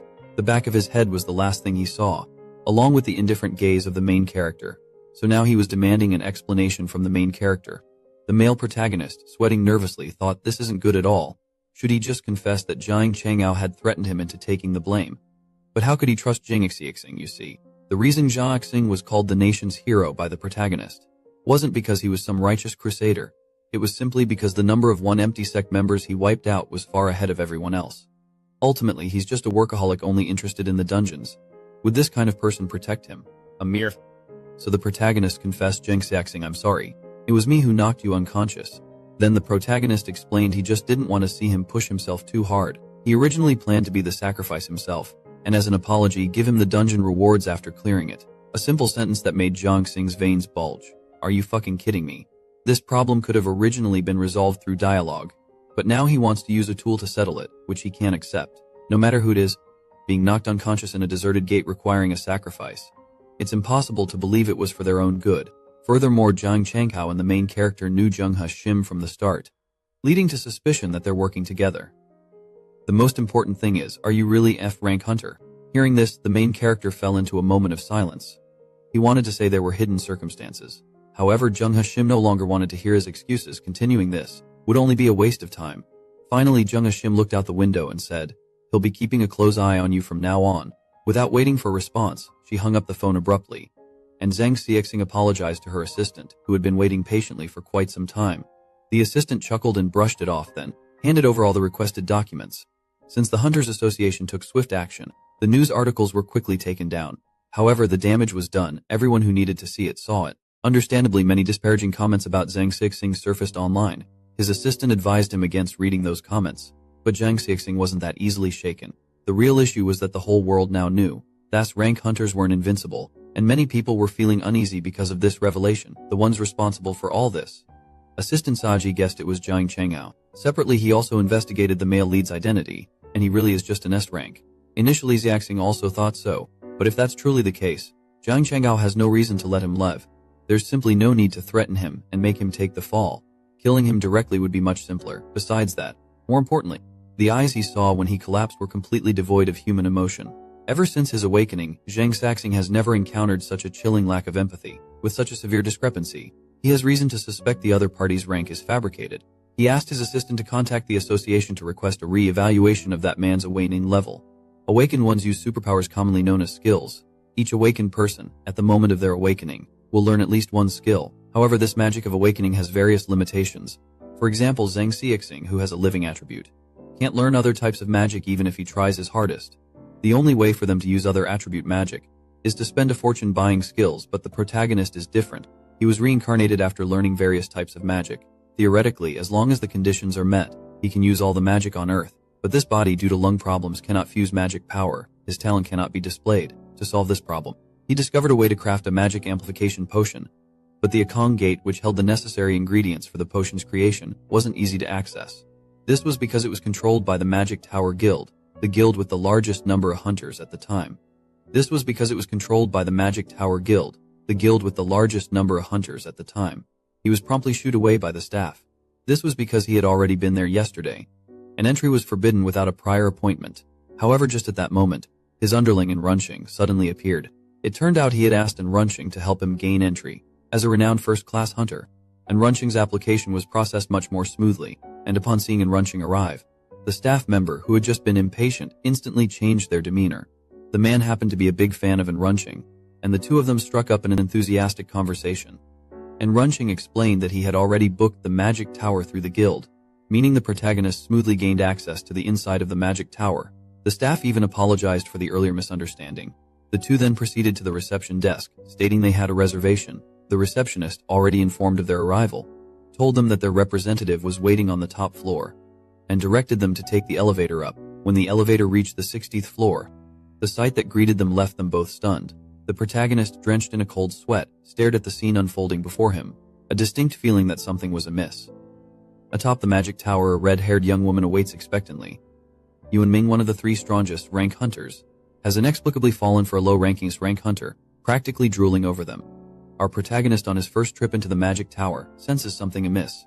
They press the button for the 60th floor, yet arrived on the second. Thinking the elevator malfunctioned, our hero listens as Runxing explains, revealing it's a test from the guild master. The magic tower represents the guild master, who is among the top three strongest rank hunters, known for his eccentric personality. He insists that any visitor seeking an audience navigate a labyrinthine trial, and the magic tower itself is a colossal maze. So this time, they're on their own to find the very top floor. Since that's the case, our protagonist decides to take the stairs. Beyond the second floor, they unexpectedly find themselves in an underground parking garage. It seems that opening any door leads to a random unknown space. Seeing this, they decide to head back to the second floor. Our hero then asks how many people have passed this test, and An Yun-sung, sweating nervously, says he hasn't heard of a single one. Not only that, but he's heard that besides a select few higher-ups, even the employees don't know about this passage, and yet they let Lake go through empty-handed. This intricate maze really is a twisted game. Still, you have to admit it's a remarkably well-made maze. The male lead was quite looking forward to meeting the dorm residents who created this maze. Because of this magical maze seat, it evoked a feeling, a touch of his homeland's unique charm. The two of them arrived once again in front of the elevator doors, and Runching asks the main character what he should do, and the male lead told him not to worry. With that, he placed his hand on the elevator door. Carefully consider, even if this current body is useless, but there are things that can be done, and this magical construct is surprisingly simple. Find the way to the top floor. Hearing this, and Runching widened his eyes in disbelief. Really, how do we go? The male lead answered him with actions. He first pressed the elevator button, then pressed the button for the top floor from outside. Finally, he stepped back. He waited for the elevator doors to close and gestured for Runching to step back. At that moment, the male lead retreated a few steps. Then, under Runching's shocked gaze, with the downward force, the elevator door was kicked down. Revealing an empty space.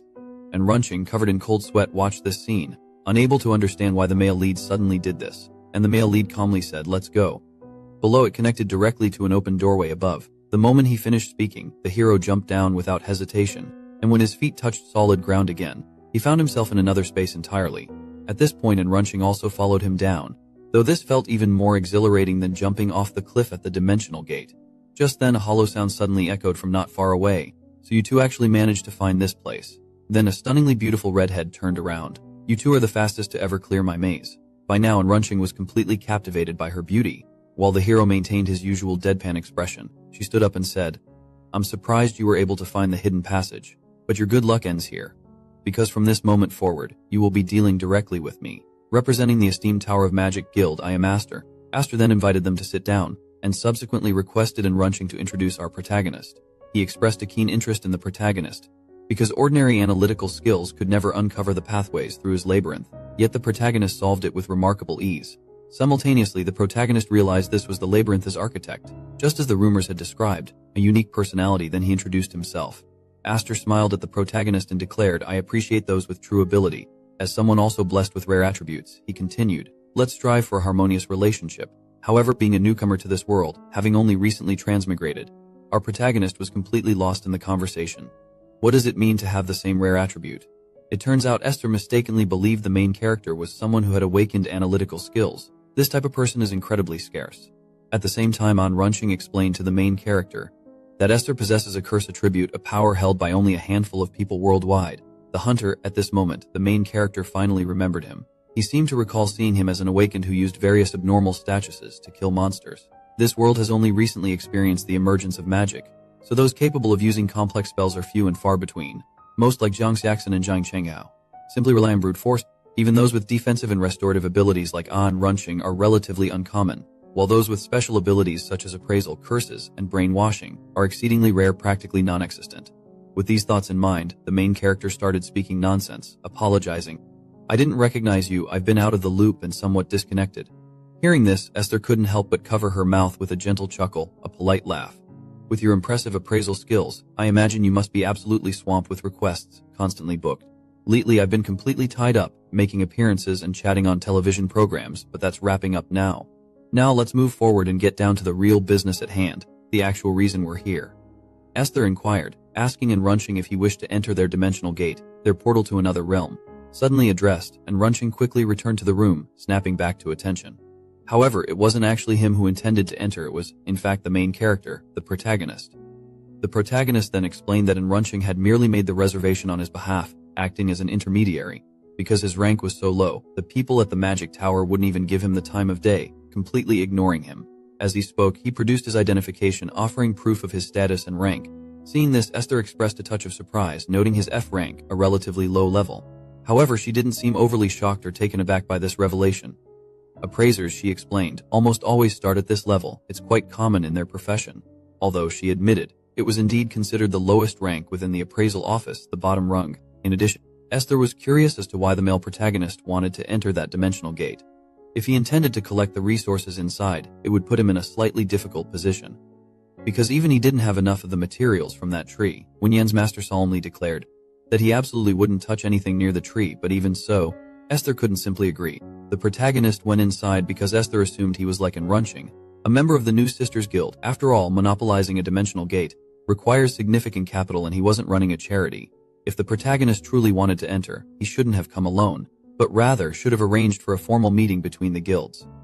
So he warned the protagonist against trying to take advantage of the situation, saying, "I dislike haggling. Remember to remind your guild about this." The protagonist felt that the other party was being pretentious. It was just an Earth-level dungeon. They estimated he doesn't even recognize a quarter of the valuable resources inside, not even close. But his next words stunned Esther. "I'm sorry," he said. "I don't have a guild." Meanwhile, Runching stood up to vouch for him. "That's right, forget about a guild," he added. "This guy doesn't even have his own team. He always works completely alone, absolutely independent." And the protagonist spoke up. "Although you've always called me an appraiser, I've never actually done that kind of work, not even once. In this entire circle, the only person I know is Runching." This simple statement, so direct and heartfelt, almost moved Runching to tears. It was deeply touching. The protagonist explained, "This is just a personal commission for me. There's no guild involved whatsoever, none at all. Therefore, since I'll be benefiting," he continued, preparing to offer his terms. "After all," he reasoned, "I never intended to enter your empty gate for free, not in the slightest." However, before he could finish his sentence, he was suddenly interrupted by Esther. "Wait a minute. Are you telling me just now?" Esther had the expression of a giant 1,000 miles away, and now she's so excited that her hair is flying all over the place. She smacked her lips and looked at the hero like a hunter who had spotted the most delicious prey, leaving the hero covered in cold sweat. "What's going on? I haven't even mentioned the offer that'll make your mouth water." The woman offered an exorbitant signing bonus, a king's ransom, just to hire this man to work 4 days a week with 3 days off. Who would have thought? This guy who can barely afford to eat actually refused, simply because she heard the hero hadn't joined any guild yet. Esther, who just a moment ago had a hurtful expression, suddenly shot up. "Such an important matter, why didn't you say so sooner? Come to the magic tower. I'll hire you right away. That measly guild is nothing. If you come, I'll even give it to you." Our protagonist appeared unmoved on the surface, but inside he was already incredibly excited. "Holy cow. A true stroke of luck, a gift from the heavens." And An Yoon-sung quietly explained to the protagonist, "Apparently large guilds have a massive flow of magic stones and equipment, and they desperately need appraisers, talented individuals in that field." Hearing this, the protagonist understood. People on Earth can't judge the purity of magic stones with the naked eye. To avoid being cheated, it's best to bring an appraiser when trading. While the protagonist was lost in thought, Esther suddenly extended a hand, and with a wide-open mouth offered a signing bonus of 500,000. Upon hearing this, the protagonist was immediately stunned by the generous offer. Involuntarily a voice escaped, "What did you just say?" And Esther, mistakenly believing the New Sisters Guild offered a higher price. For a moment she nearly roared at the sky in frustration. They'd already snatched Runching away. Why were they also trying to steal the hunter she had her eye on? Seeing this, Runching, drenched in cold sweat, urged her to calm down. Meanwhile, the protagonist was thinking, if only martial arts were edible, how many bowls of rice could he eat with it? Having regained her composure, Esther smoothed back her hair, and then explained that they employed many skilled appraisers, so the workload wasn't too heavy. Although he'd heard clearly enough, the protagonist still wanted to confirm, "Are you really asking me to be an appraiser?" Esther, sensing a glimmer of hope at the 5 billion, beamed with delight. Of course, at this moment, the main character's heart is truly stirred, experiencing a genuine flutter of emotion. There's no need for arduous, painstaking exploration anymore. With a single empty storefront, he could amass a fortune just by appraising equipment, a truly lucrative endeavor. He practically wants to agree immediately, eager to jump at the opportunity. Immediately following, Esther joyfully announces, radiating palpable excitement, that the analysis department operates under a flexible work arrangement, offering a degree of autonomy. He'd only need to work 4 days a week, enjoying a more relaxed schedule. It's precisely this statement that shatters the protagonist's idyllic fantasy, bringing him back to reality. The mere mention of gonna work deeply triggers his sensitive nerves, a raw and immediate reaction.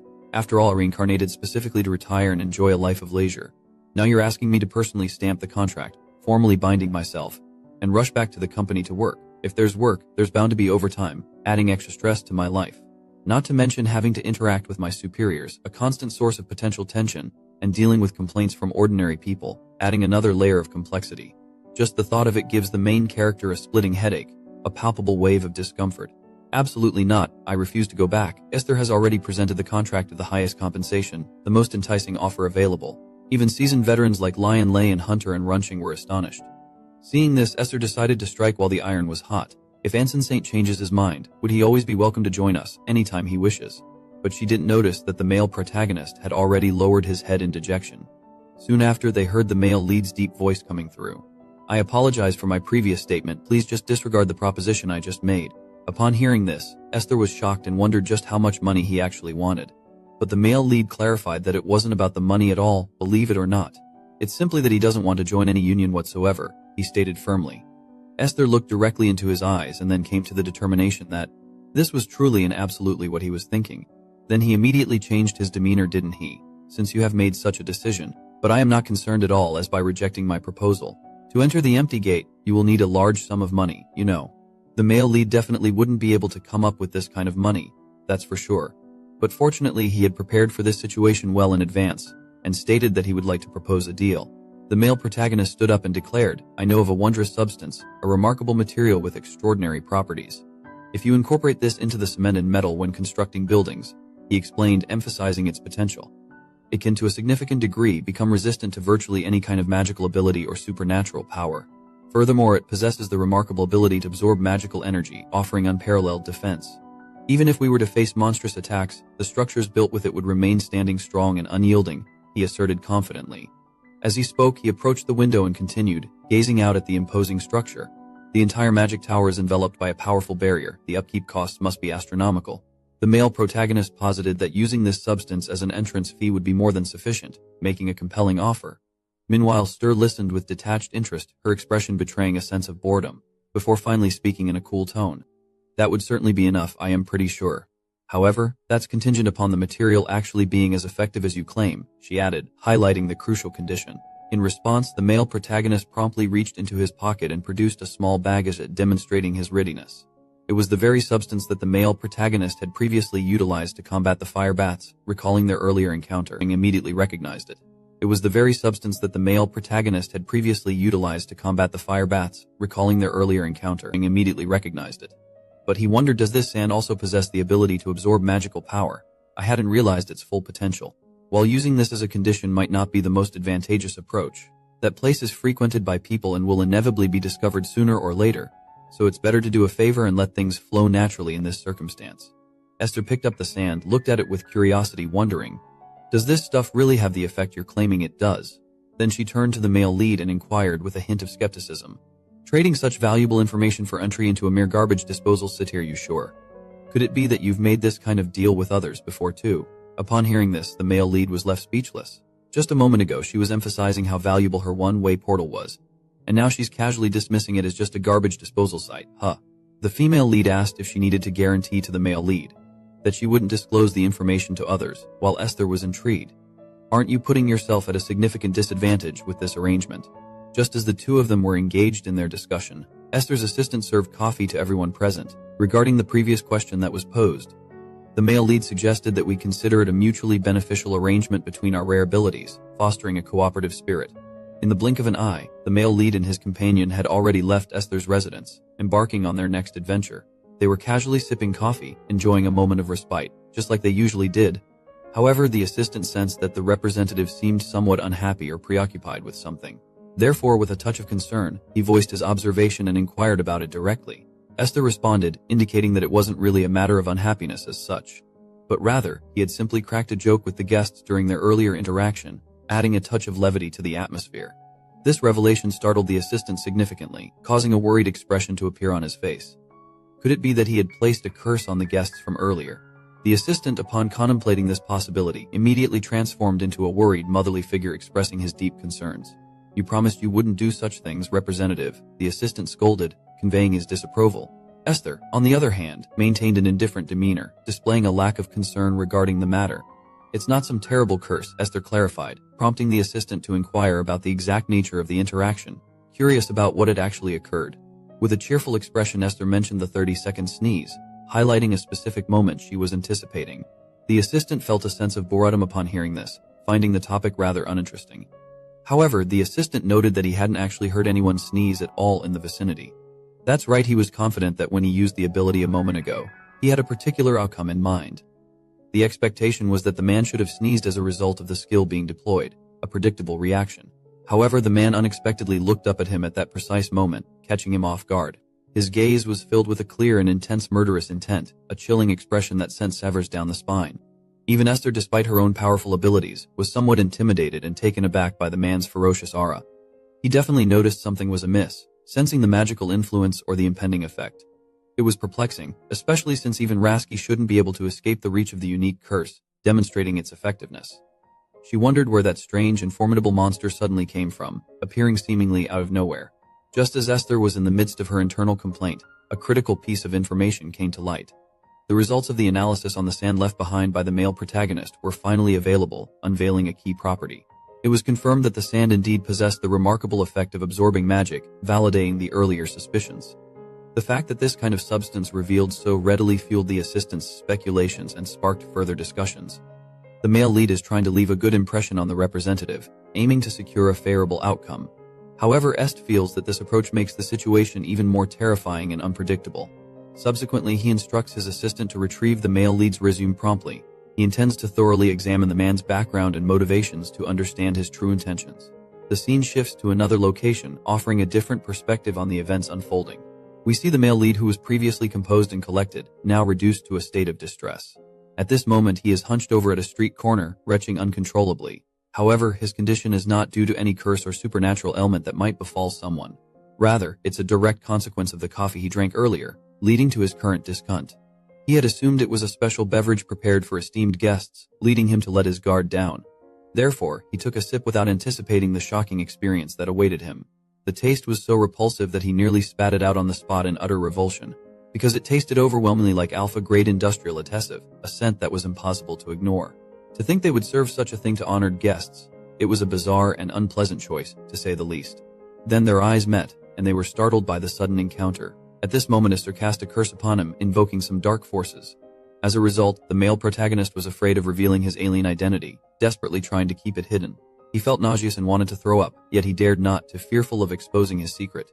Meanwhile, Esther mistakenly believed that his gaze was filled with murderous intent, perceiving a deadly threat. Little did she know. Right now, the male protagonist's body was being magically controlled by Little Green, a powerful being from another planet. Unless someone possesses magic stronger than this alien's abilities, they would stand no chance. No matter what methods they might try, they absolutely could not seize control of this physical form. Even the curse from the Shadow Hunter was no match. After recovering somewhat, the male protagonist shakily bought a bottle of mineral water to rinse his mouth, trying to regain composure. Manhwaandmanhuasummaries inquired about the item that the male protagonist had just given to Esther, curious about its origin. He had never heard of it before. This special substance could instantly extinguish flames with unbelievable ease. Moreover, the flame produced by the bat could remarkably enhance the solidity and durability of buildings. The value of something like this is obvious without even thinking. It's incredibly clear how valuable something like this is, but the protagonist didn't even consider it. But instead, the protagonist gifted it to the magic tower instead of handing it over to the association. Instead of turning it into the association, he chose to generously gift it to the magic tower. Sung suspected that the protagonist might dislike the association. Sung began to strongly suspect that perhaps the protagonist held some animosity towards the association, but the protagonist stated that he had no feelings for the association whatsoever. However, the protagonist simply stated that he felt completely neutral and had no feelings for association at all. He then explained that he simply wanted to leave a good impression on Esther. Following that, he clarified his motives, stating that he just simply desired to leave a positive impression on Esther. A very simple statement, but Sung was shocked after hearing it. That seemed to be a straightforward statement, but to Sung's surprise, it completely shocked him.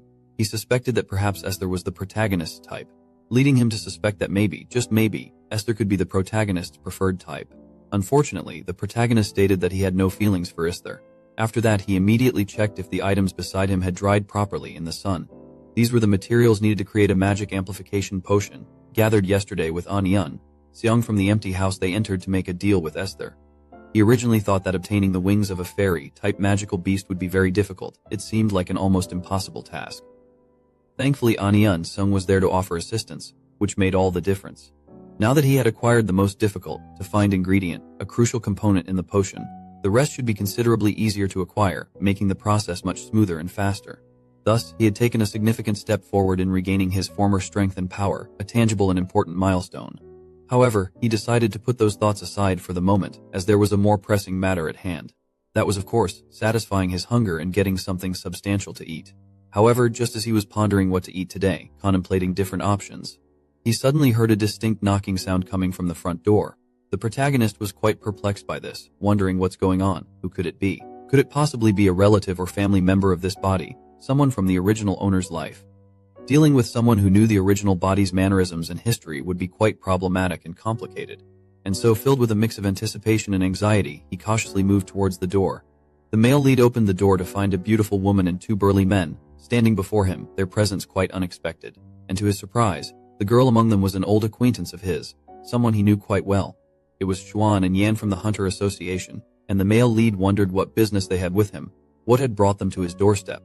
Then from Xuan and Yan's explanation he learned that, to his astonishment, someone had reported him for falsifying his awakening level, a serious accusation that carried significant consequences. Therefore, he was now required to go to the Hunter Association to accept an official investigation, a formal inquiry into the matter. Upon hearing this, the male lead was instantly shocked and taken aback, exclaiming, "What did you just say? I can't believe what I'm hearing." At that moment, the two large men began cracking their knuckles, a clear sign of intimidation and impending action. "If you don't want to be arrested and face the consequences," they warned, "you better cooperate and listen to us obediently." The male lead, with a face covered in cold sweat, stared at them anxiously, the gravity of the situation sinking in. It seemed that he wouldn't be able to enjoy his meal after all, as his plans were abruptly interrupted. Soon after, the group got in the car heading back to the Hunter Association, the journey filled with tension and uncertainty.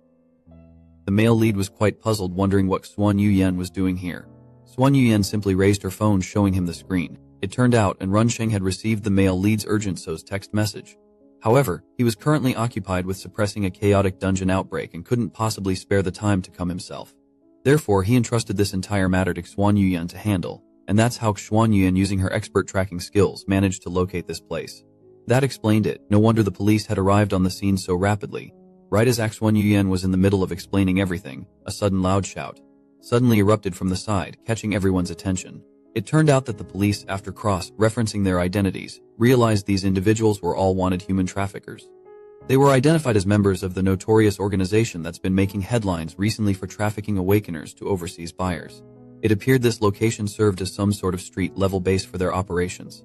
Upon hearing this, Xuan Yuyan was visibly shocked, exclaiming, "What?" She had heard tales that this organization was incredibly elusive and notoriously difficult to track down, and now it seemed this very organization was on the verge of being completely dismantled. Just then, the police captain stepped forward, turning his attention to the male lead and asking, "Did you have anything to do with all of this?" he questioned. The male lead immediately and emphatically denied it. "No, not me, it was all Jiang Chenghao." The male lead insisted that lunatic is responsible. Hearing this denial, the captain wore a face of disbelief and misfortune, gesturing to the bodies, with so many people lying right here. "And those?" the captain pressed. "That wasn't your doing either." The male lead suddenly broke out in a cold sweat. All right, those ones were me, Captain," the male lead admitted, suddenly needing to explain himself clearly. Having no other choice, the male lead decided to tell the truth, his expression shifting to one of cold arrogance. "The truth is," he stated with a hint of defiance, "everything I did was purely for self-preservation." At that moment, another police officer walked over, holding the magical artifact that the male had discarded earlier. Could this be the male lead's? The officer wondered aloud while Xuan Yuyan was clearly lost in thought. Come to think of it, something was odd. This guy hadn't been tied up at all. Furthermore, he was found inside the room, and to top it off, he was the one who reported the incident. Observing his body, which was conspicuously free of any injuries, despite claiming he was almost sold off overseas, his attitude remained remarkably detached and unconcerned. Xuan Yuyan couldn't shake off her growing doubts. Could he really have been a kidnapping victim? Could it be that all of this, from beginning to end, had been meticulously planned by him all along? Finally, the man put into action the very first spell he had cast since arriving on Earth. And the very first thing he decided to do with this newfound magic was to heal his own crippled leg. With the human trafficking incident now concluded, the male lead, who had played the role of hostage, had successfully managed to get the entire criminal organization apprehended. Simultaneously, he had also reaped quite a substantial unexpected reward. He had essentially obtained, completely free of charge, a rare crowd-pelling type magical artifact. The underlying reason for this was simply that the police were completely unaware of the item's true capabilities. They mistakenly assumed the male lead was its rightful owner, as this type of magical artifact was exceptionally rare. Furthermore, it was also remarkably easy to recharge and put to use.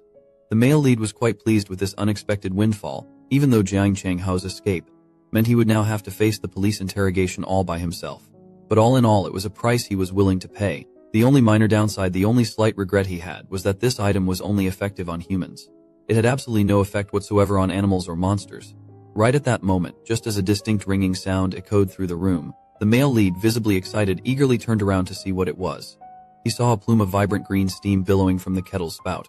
He quickly rushed over to turn off the gas stove, his heart pounding with anticipation. He poured the boiling water directly into the cup. Success. It was indeed the perfect color he is aiming for. He carefully took a moment to admire his handiwork, pleased with the result. He was genuinely surprised he could actually produce this, even on this backwater planet. I truly am an unparalleled genius, he thought to himself with a smirk. As it turned out, this cup of green liquid was a magic power amplifier, or booster. Simply by drinking it, he could temporarily boost his own magical power. It was like the flint in a lighter, providing the initial spark of energy needed to ignite something bigger.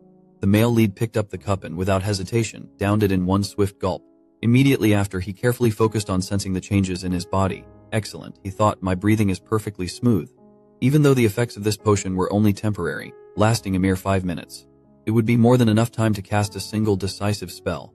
And with that, the male lead finally unleashed the very first magic he had used since arriving on Earth. The very first thing he did was to restore the muscles in his right leg, healing it completely. He then cast another spell to maintain his body's health and halt any further aging processes.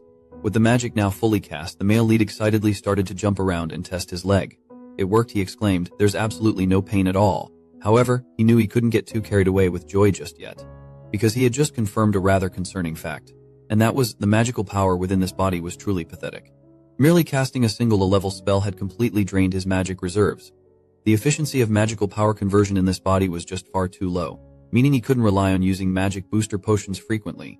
But trying to stay positive, he thought, well, at least it was a success this time, right? Feeling invigorated by his success, he thought, this calls for a celebratory meal. The male lead was just about to check what leftovers he had in the fridge, when suddenly, he heard a distinct knock at the door.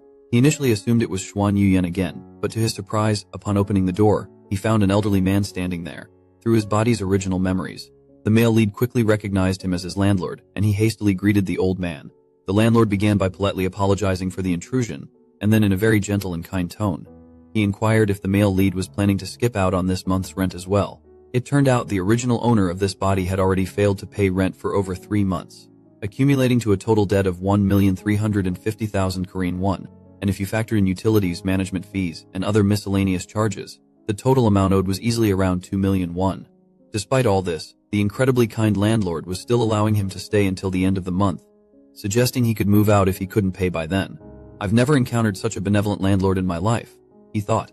I'd almost be moved to tears if I wasn't more worried about getting even a fraction of my deposit back normally. After seeing off the generous landlord, the male lead returned to his room, his face now itched with worry. Oh no, he murmured. It seems I'm on the verge of becoming homeless. With only 14 days left until the end of the month, he wondered, is there any way to quickly make money? Ideally something like stumbling upon buried treasure that someone forgot about. As this thought crossed his mind, a sudden idea sparked in the male lead's brain. He abruptly lunged for his phone. That's right, there's still that, he realized. Immediately, he dialed Zhang Chenghao's number. He was determined to reclaim what was rightfully his. Zhang Chenghao, who was just contemplating what lavish meal he should indulge in, answered the male lead's call. It took him a moment to recall the details of their past car accident settlement. Without any preamble, he cut to the chase and directly asked the male lead, so, how much money do you need? Upon hearing this, the male lead quickly did a web search. He saw a comment suggesting to start by asking for 3 million. Considering he needed 2 million just for rent, and the other party still owed him quite a bit, he reasoned, asking for a bit more shouldn't hurt, right? Zhang Chenghao, having waited for a response, impatiently said, if you don't speak up, I'm hanging up. Startled, the male lead hurriedly asked in a nervous tone, would 3 million be alright? At that moment, Zhang Chenghao felt slightly underestimated, thinking, just a mere 3 million. You're actually asking me if that's okay before hanging up the phone? He thought incredulously. Without hesitation, he immediately transferred 3 million won to the male lead. The male lead stared in amazement at the notification of the incoming transfer, utterly surprised at how easily he had just acquired such a substantial sum of money. However, his excitement quickly subsided as he regained his composure, because after paying the rent, there wouldn't be much left over. Thinking about his precarious financial situation, tears welled up in the male lead's eyes. Is there really no way for an ordinary person to quickly earn money? He lamented. Just as he was feeling despondent, his phone rang again. The male lead glanced at the caller-ID and saw it was in Runsheng. He pondered, thinking about their previous encounter. Could it be that he's worried and decided to contact me first? He wondered. Just as the male lead was about to answer the call, another crucial thought suddenly struck him. Wasn't it true that a level 100 could rake in billions, even trillions, of one in a single dungeon run? Realizing a potential quick path to riches, the male lead decisively agreed to meet in Runsheng. First things first, he sincerely thanked in Runsheng for contacting Xuan Yuyan and ultimately saving his life from the traffickers. As a token of his gratitude, The male lead insisted on treating and Run Sheng to a meal as a proper thank you. Hearing his revered big brother offer to treat him, and Run Sheng was noticeably thrilled and excited. Then, in a thoughtful gesture to save his benefactor money, he modestly ordered only a single cup of coffee for himself. The male lead outwardly accepted this frugal offer with a smile, but inwardly, he was filled with silent complaints. Honestly, grabbing actual food with me would have been preferable, he grumbled internally. Now, even the faint aroma of coffee just makes me feel nauseous. Shortly after, Run Sheng placed his order for an iced coffee, while the male lead requested a latte, making sure to heavily emphasize. Just the latte, absolutely no coffee, please. In fact, please ensure there's no Trave coffee flavor whatsoever in it. And Run Sheng, overhearing this peculiar request, was understandably bewildered, and the waiter, beads of sweat forming on his forehead, nervously responded that he would do his absolute best to accommodate. The male lead, completely oblivious to the strange reactions he was causing, looked at the two men with genuine confusion. What's wrong? Is something the matter? Could it be, he wondered to himself, that I've somehow revealed my alien nature? Ultimately, the male lead successfully received his coffee-free latte, just as he had wished. The two then engaged in some lighthearted small talk to ease any lingering awkwardness from the bizarre coffee order. After a bit of casual chatting, the male lead smoothly transitioned into the main purpose of their meeting. Run Sheng, he began, I've noticed recently you've primarily been focusing on suppressing dungeon outbreaks. Aside from those instances with me, how long has it actually been since you ventured into a prov dungeon portal? Upon hearing this direct question, and Run Sheng started to stammer, visibly struggling to find the right words. The male lead fixed a serious gaze upon him, noting his hesitation. I see, he stated knowingly so. It's as I suspected. You are afraid of entering dungeons, aren't you? Here he was, once renowned as the greatest archmage from a planet of advanced magical civilization, yet now reduced to a state where he couldn't even afford his monthly rent. His current existence was a far cry from his former glory, reduced to relying on coaxing his deeded disciple to hunt monsters and scavenge for meager scraps just to survive. Desperate to resolve his pressing financial woes and secure a more stable livelihood, the male lead arranged this meeting with his adoring junior, and Run Sheng. He then tactfully steered the conversation towards his intended subject, directly inquiring if Run Sheng harbored any fear of entering dungeons. And Run Sheng's response was precisely what he had anticipated. I can't go into dungeons for the time being, he confessed, his voice barely above a whisper. The male lead feigned understanding, acknowledging, well, I suppose it's understandable. After all, the memory of suddenly facing a high-level monster, immediately followed by the crushing betrayal of a trusted comrade, and the sheer terror of narrowly escaping death, for a university student barely out of his early 20s, it was an undeniably harrowing and deeply scaring experience. But Run Sheng, the male lead, continued, his tone shifting slightly, you can't simply rely on following rank hunter like me forever. He looked at him earnestly, you need to eventually build your own team, or at least prepare to become a formidable solo hunter. You understand that, right? He added, seeking confirmation. Hearing the male lead's seemingly pragmatic words, and Run Sheng's expression instantly fell, a wave of disappointment washing over him. He momentarily feared that the male lead was about to abandon him, but the male lead was no fool. Why would he ever willingly push away such a valuable and devoted ally who offered his services for free? Taking a sip of his meticulous crafted coffee-free latte, he continued smoothly, however, if you're willing, I'd like to offer to personally train you. I believe I can guide you in mastering the full potential of your magic core abilities. What do you say? How does that sound? He finished, extending the enticing proposition. Hearing this, and Run Sheng's eyes widened with excitement. Really, is this actually true? He asked, barely containing his elation. Of course, I'm absolutely willing. Seeing his big fish taking the bait so easily and enthusiastically, the male lead was inwardly ecstatic, a smug grin spreading across his face internally. I truly a genius strategist, he thought to himself. With their training plan officially decided, they promptly began searching for a suitable dungeon to commence their sessions. And conveniently located not too far from the coffee shop, an Earth-ranked dungeon, the ancient Roman temple presented itself as the perfect choice, primarily because the loot drop rates within this particular dungeon were notoriously low, rendering it a generally unpopular and less frequented dungeon among hunters. However, precisely due to its unpopularity and lower stakes, it was ideally suited for their training purposes, and so their training was officially set to begin. The male lead instructed Run Sheng to first showcase his primary skills, requesting a demonstration. Upon hearing this, Run Sheng took a moment to compose himself, calming his initial nervousness. He then proceeded to activate his core ability, summoning his signature guardian shield. This impressive shield was a formidable defense entirely constructed from pure magical energy. The more magic power consumed, the stronger the defense became. And Run Sheng, wearing a slightly apprehensive expression, carefully asked, how is it, big brother? Is it all right? The male lead stared intently at the shield, remaining silent for a moment before posing a question. Why are you only blocking directly in front of you, Run Sheng? He inquired, a hint of confusion in his voice. And Run Sheng seemed puzzled, not quite understanding the question.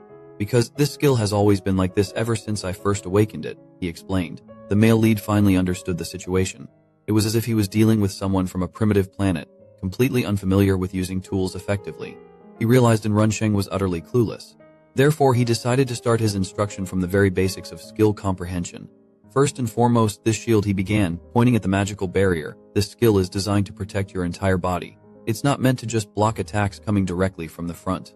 However, Runsheng simply couldn't grasp the concept. He explained that while his shield could indeed expand in size, he had no idea how to alter its shape. At this point, the male lead was almost exasperated, mentally scolding him, "You utter simpleton." Subsequently, he instructed Runsheng to try summoning the shield once more, this time guiding him to focus on his chest as the skill's central point of origin.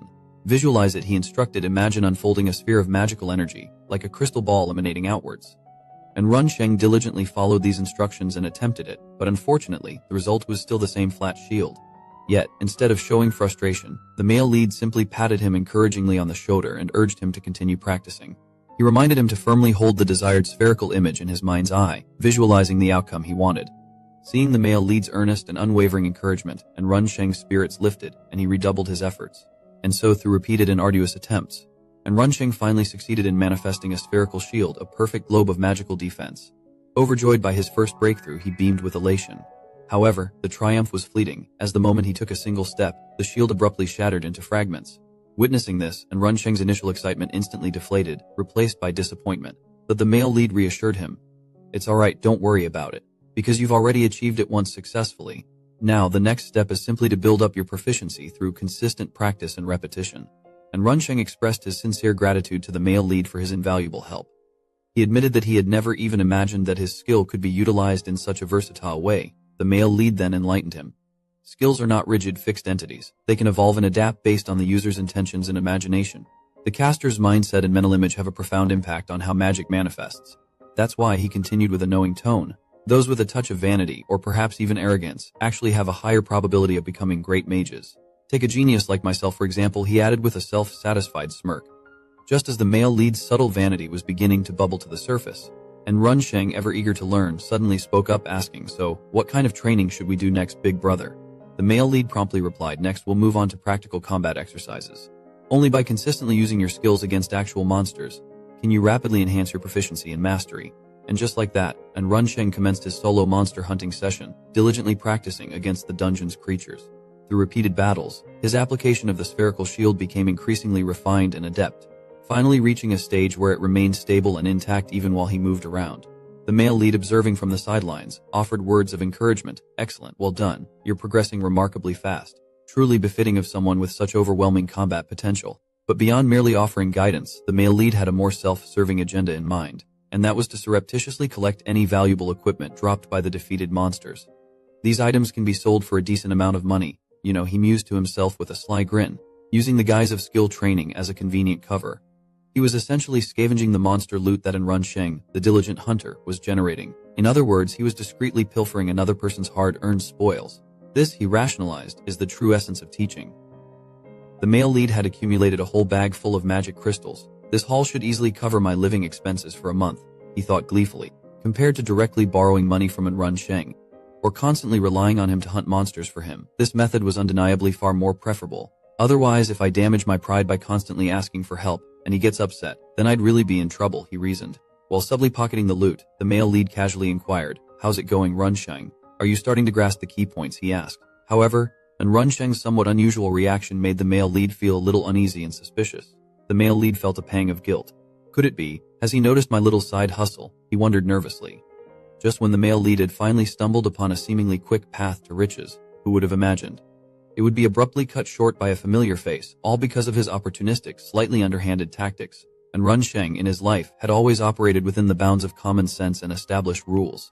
He had never truly felt a sense of awe, not even for his mentors back in his student days.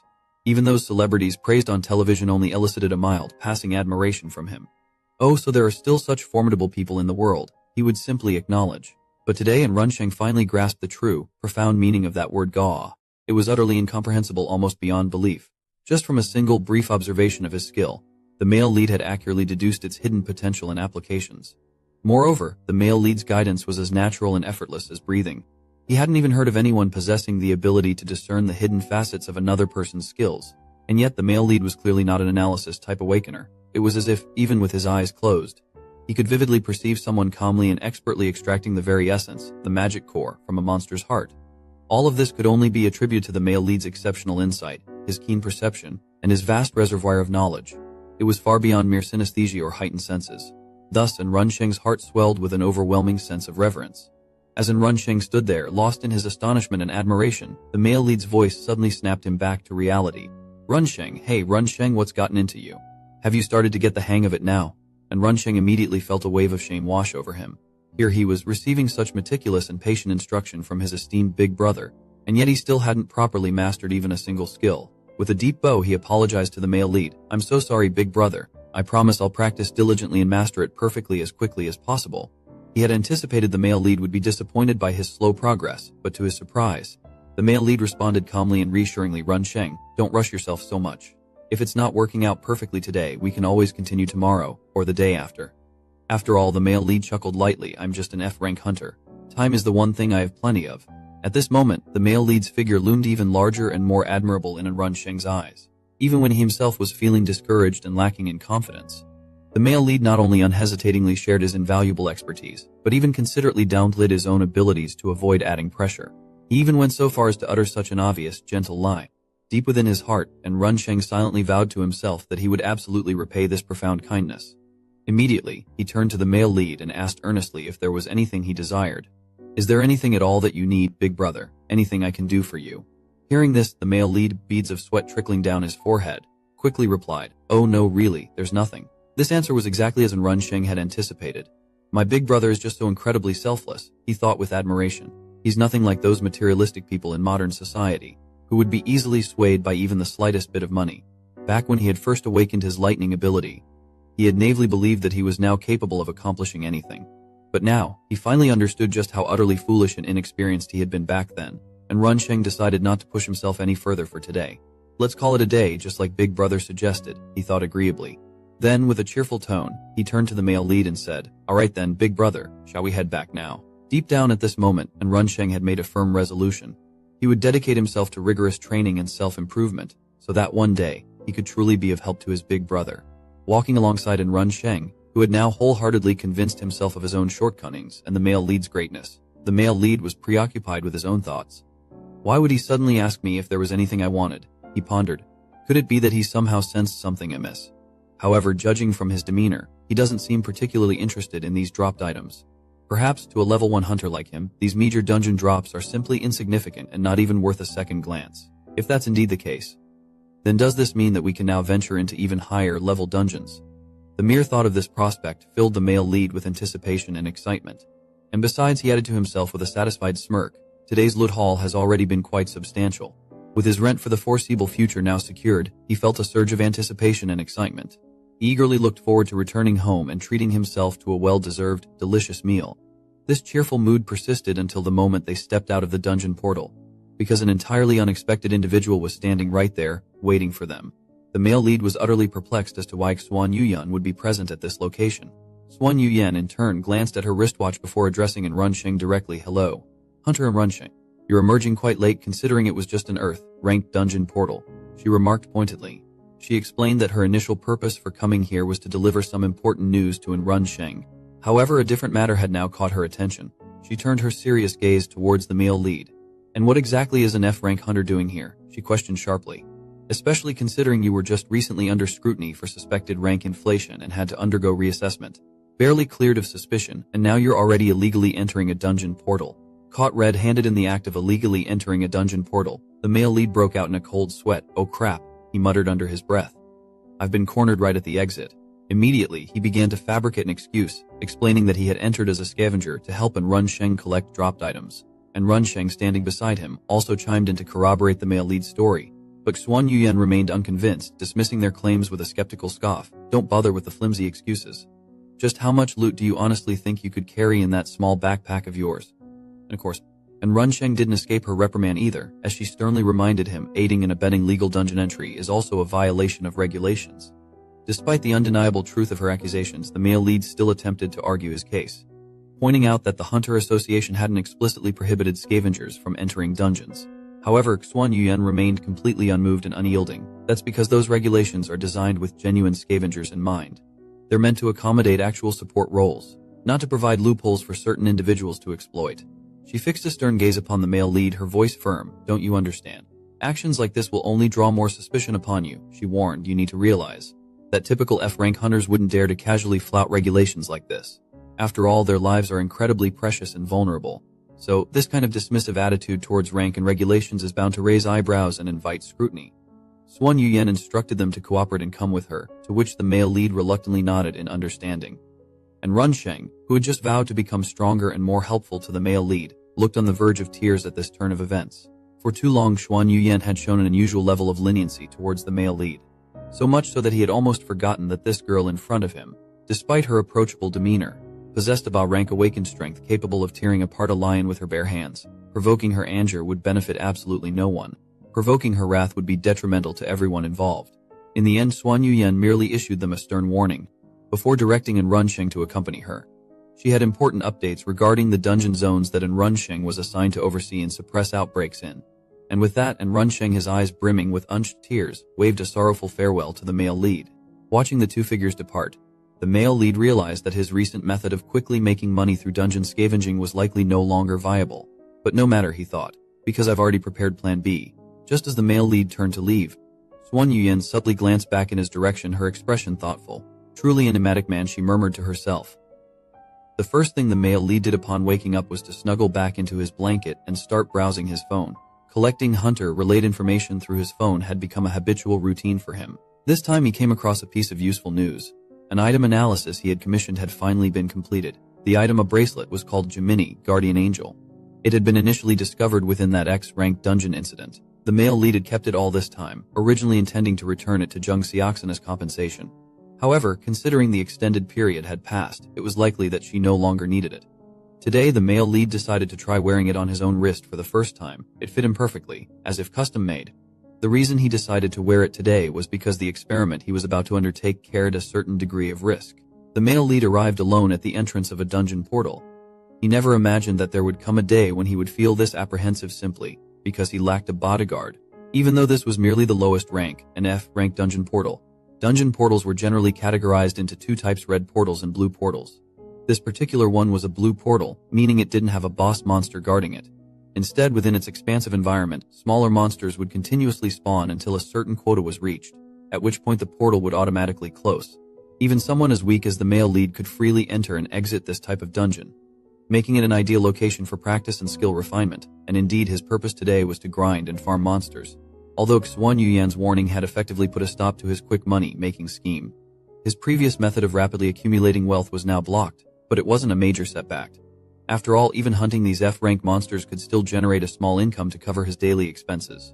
Here he was, once hailed as the greatest archmage from a planet of advanced magical civilization, yet now reduced to a pathetic state where he was almost single-handedly defeated by a mere man and goat. In order to make money, the male lead bravely stepped alone into an F-rank dungeon portal, perfectly matched to his current lowly rank. As he entered, he found himself in a world of clear blue skies, fluffy white clouds, and an endless expanse of verdant grassland stretching out before him. And not too far in the distance, a herd of monsters was peacefully grazing, completely oblivious to his arrival. These were the native inhabitants of this dungeon, the aptly named dissonant mountain goats. The reason for this peculiar moniker was due to the strange, unsettling sounds they emitted, akin to a violin string snapping and going out of tune. Despite their seemingly docile appearance, they were considered to be among the most dangerous F-rank monsters, ranking near the top in terms of threat level. Consequently, they were also relatively valuable in terms of monster material prices. With these thoughts in mind, the male lead uncorked the vial containing his magic power booster potion, and promptly downed the entire contents in one swift gulp. Immediately, he felt that long-absent surge of power coursing through his veins, spreading throughout his entire being.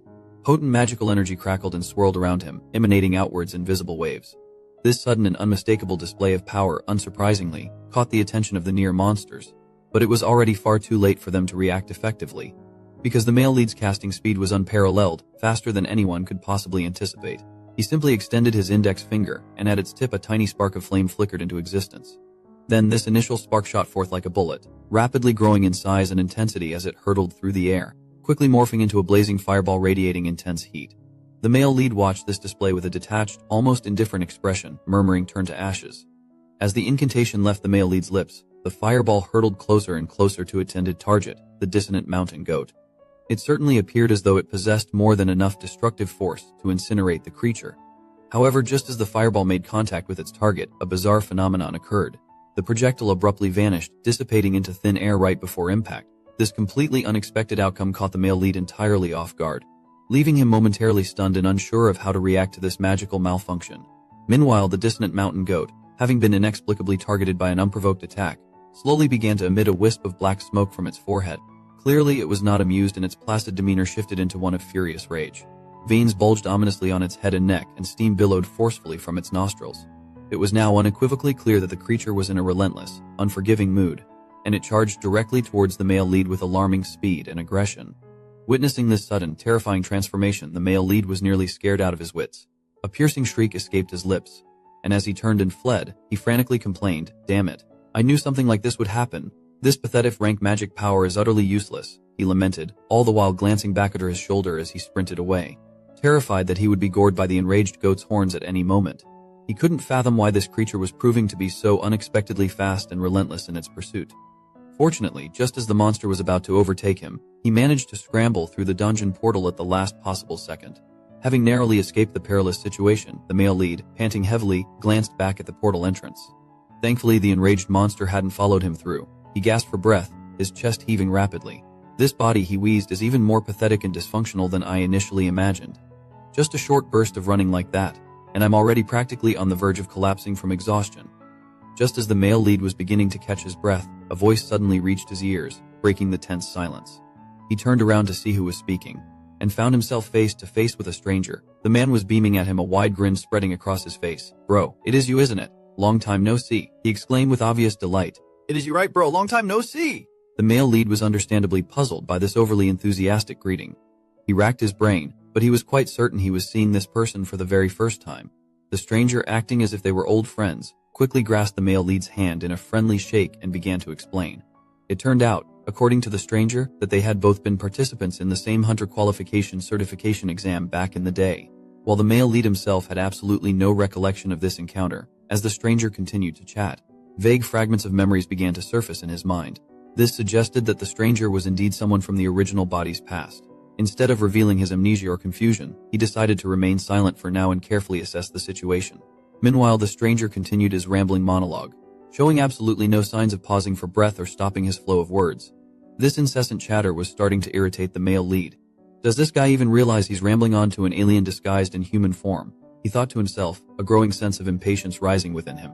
Finally, the stranger concluded his lengthy introduction by declaring their meeting to be a matter of fate. He then extended an invitation, asking the male lead to join their hunting party. "We just happen to be one member short today," he explained as if it were perfect timing. With a flourish, he gestured towards a specific direction, indicating, "Over there are my teammates." Following his pointed finger, the male lead's gaze landed upon a group of 3 hunters all clad in full combat gear. One of them, noticeably radiating the strongest magical aura and sporting a massive axe strapped to his back, was evidently the leader of this hunting squad, a formidable Earth-rank hunter. The friendly stranger turned back to the male lead, asking with a hopeful expression, "So, what do you say? Are you in? If you're up for it, we can head into the dungeon right away. For a hunter of your, shall we say, less established rank, there's no more effective strategy for advancement and safety than hunting in a well-coordinated group." Surprisingly, the male lead found himself declining the offer. His reason was simple. "I've already completely exhausted my magic power boosting potion for today," he explained truthfully. To his astonishment, even this honest admission of magical exhaustion didn't seem to deter the stranger or his team in the slightest. They remained completely unfazed. "No worries at all, May, actually," the stranger chuckled. "We weren't exactly looking for another heavy hitter to join our hunting party." "No worries, mate. Actually, we weren't looking for a hunting powerhouse. What we're really short on," he clarified, "is a reliable porter, someone to help us gather and carry all the loot we collect. And to sweeten the deal," he added, "and we're offering a pretty decent daily wage for the job." Upon hearing that the job primarily involved carrying items, and more importantly, that it came with a paycheck, the male lead's ears perked up immediately. His initial reluctance vanished in an instant. He thought to himself, "This proposition actually isn't half bad. It would provide an excellent opportunity to observe a typical hunter team in action, to learn firsthand how ordinary hunters operated and coordinated their efforts in a dungeon." What the male lead failed to notice, however, was the subtle shift in the stranger's expression, a fleeting, almost imperceptible, but undeniably sinister and cunning smirk playing at the corners of his lips. What the male lead failed to notice, however, was the subtle shift in the stranger's facial expression, a fleeting, almost imperceptible, sinister and cunning smirk. Blinded by the prospect of easy money and intrigued by the chance to observe a hunter team, the male lead ultimately accepted the offer. He readily agreed to join them and followed the group back into the dungeon portal, and so, for the next 3 hours, the male lead positioned himself on the sidelines, watching the team's combat engagements with a detached, almost academic interest. This team functioned with remarkable efficiency and coordination. Each member played a distinct and vital role, contributing to a hunting style that was both straightforward, comfortable, and most importantly safe. It reminded him in a way of a well-practiced, almost primal form of cooperative hunting, like a perfectly executed mammoth hunt from ancient times. It reminded him, in a way of a well-practiced, almost primal form of cooperative hunting, like a perfectly executed mammoth hunt from ancient times. With their hunt concluded, the team leader approached, taking the loot-filled pack from the male lead's hands. He offered a generous and seemingly sincere compliment, praising, "You did great out there, mate. Really good work. Much better than that lazy, unreliable porter we had before, that's for sure," he added, a hint of genuine appreciation in his voice. As he spoke, the leader pulled out a thick wad of banknotes. And proceeded to count them out meticulously, right in front of the male lead's eyes. Once he was satisfied with the count, he handed the entire stack of cash over to the male lead. The male lead felt a slight twinge of unease. The sum of money seemed a bit excessive, almost too generous, for simply acting as a porter. But the team leader simply chuckled heartily, waving away his concerns. "Nonsense, mate. You earned every penny of it. Consider it well deserved." He then continued, casually asking, "So say, are you free again tomorrow? Finding a porter who's as reliable as you seems like it might be a real pain." He extended an invitation. "How about joining us again for another run tomorrow?" However, as he spoke these seemingly affable words, his gaze lingered, fixated not on the male lead's face, but rather on something else entirely. His eyes were locked onto the Gemini, guardian angel bracelet glinting on the male lead's wrist. Here he was, the once revered first archmage from a planet steeped in magic, now finding himself unwittingly entangled in a lesson taught by, as he saw it, these base and cunning earthlings.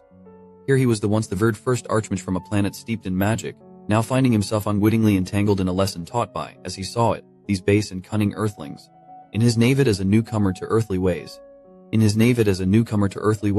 the male lead hadn't yet grasped the crucial principle of not flaunting your wealth. He remained completely oblivious to the fact that the seemingly innocuous golden bracelet adorning his wrist had just become the object of intense interest and covetous desire from a group of unscrupulous individuals. He remained completely oblivious to the fact that the seemingly innocuous golden bracelet adorning his wrist had just become the object of intense interest and covetous desire from a group of unscrupulous individuals. In the hunter world, there were always a few unsavory characters who, rather than facing the dangers of monstrous beasts, preferred to prey on easier targets. Still unfamiliar with the harsh realities of dungeon delving, and often sporting expensive, newly purchased gear that made them prime targets for less than honorable individuals. The way they prey on their fellow hunters, it's truly like watching frogs hunt insects. It's fitting, then, that they're often referred to as frogs in the hunter community. But what's even more repulsive is that their depravity goes beyond mere robbery. For many of these frogs, killing isn't just a means to an end, they actually derive sick pleasure from taking lives. And now, unfortunately, the male lead had unwittingly become the prime target of just such a vile group of predators. Time skipped forward to the next day. The male lead arrived at their prearranged meeting spot, his mood a strange mix of anticipation and unease. He was feeling a bit conflicted inside.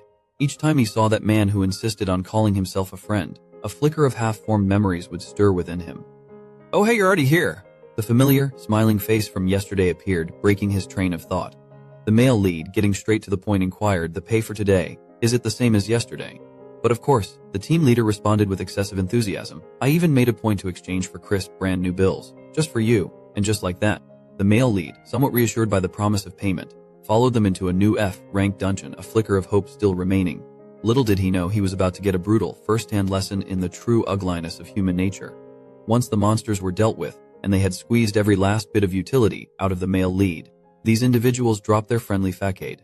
Without warning, the team leader brought a glass bottle crashing down on the back of the male lead's head. The unexpected and brutal impact sent the male lead crashing to his knees, collapsing onto the dungeon floor. Stunned and disoriented, the male lead was still struggling to comprehend what was happening.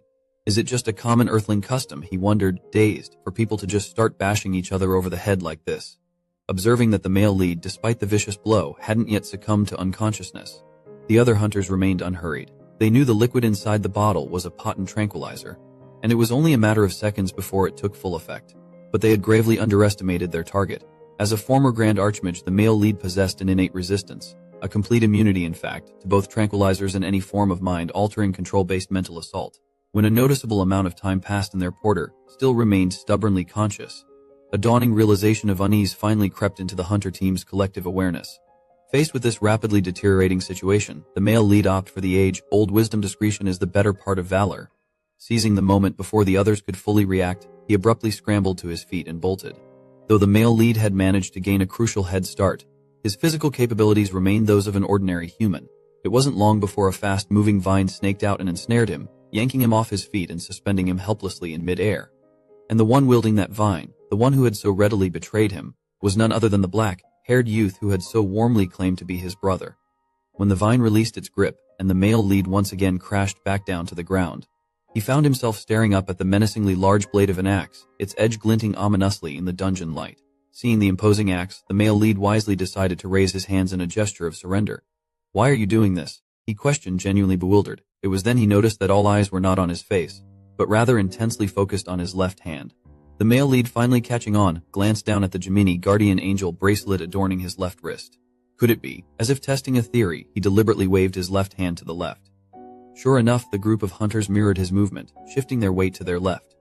He then waved his hand to the right, and again they mirrored him, swaying to the right in unison.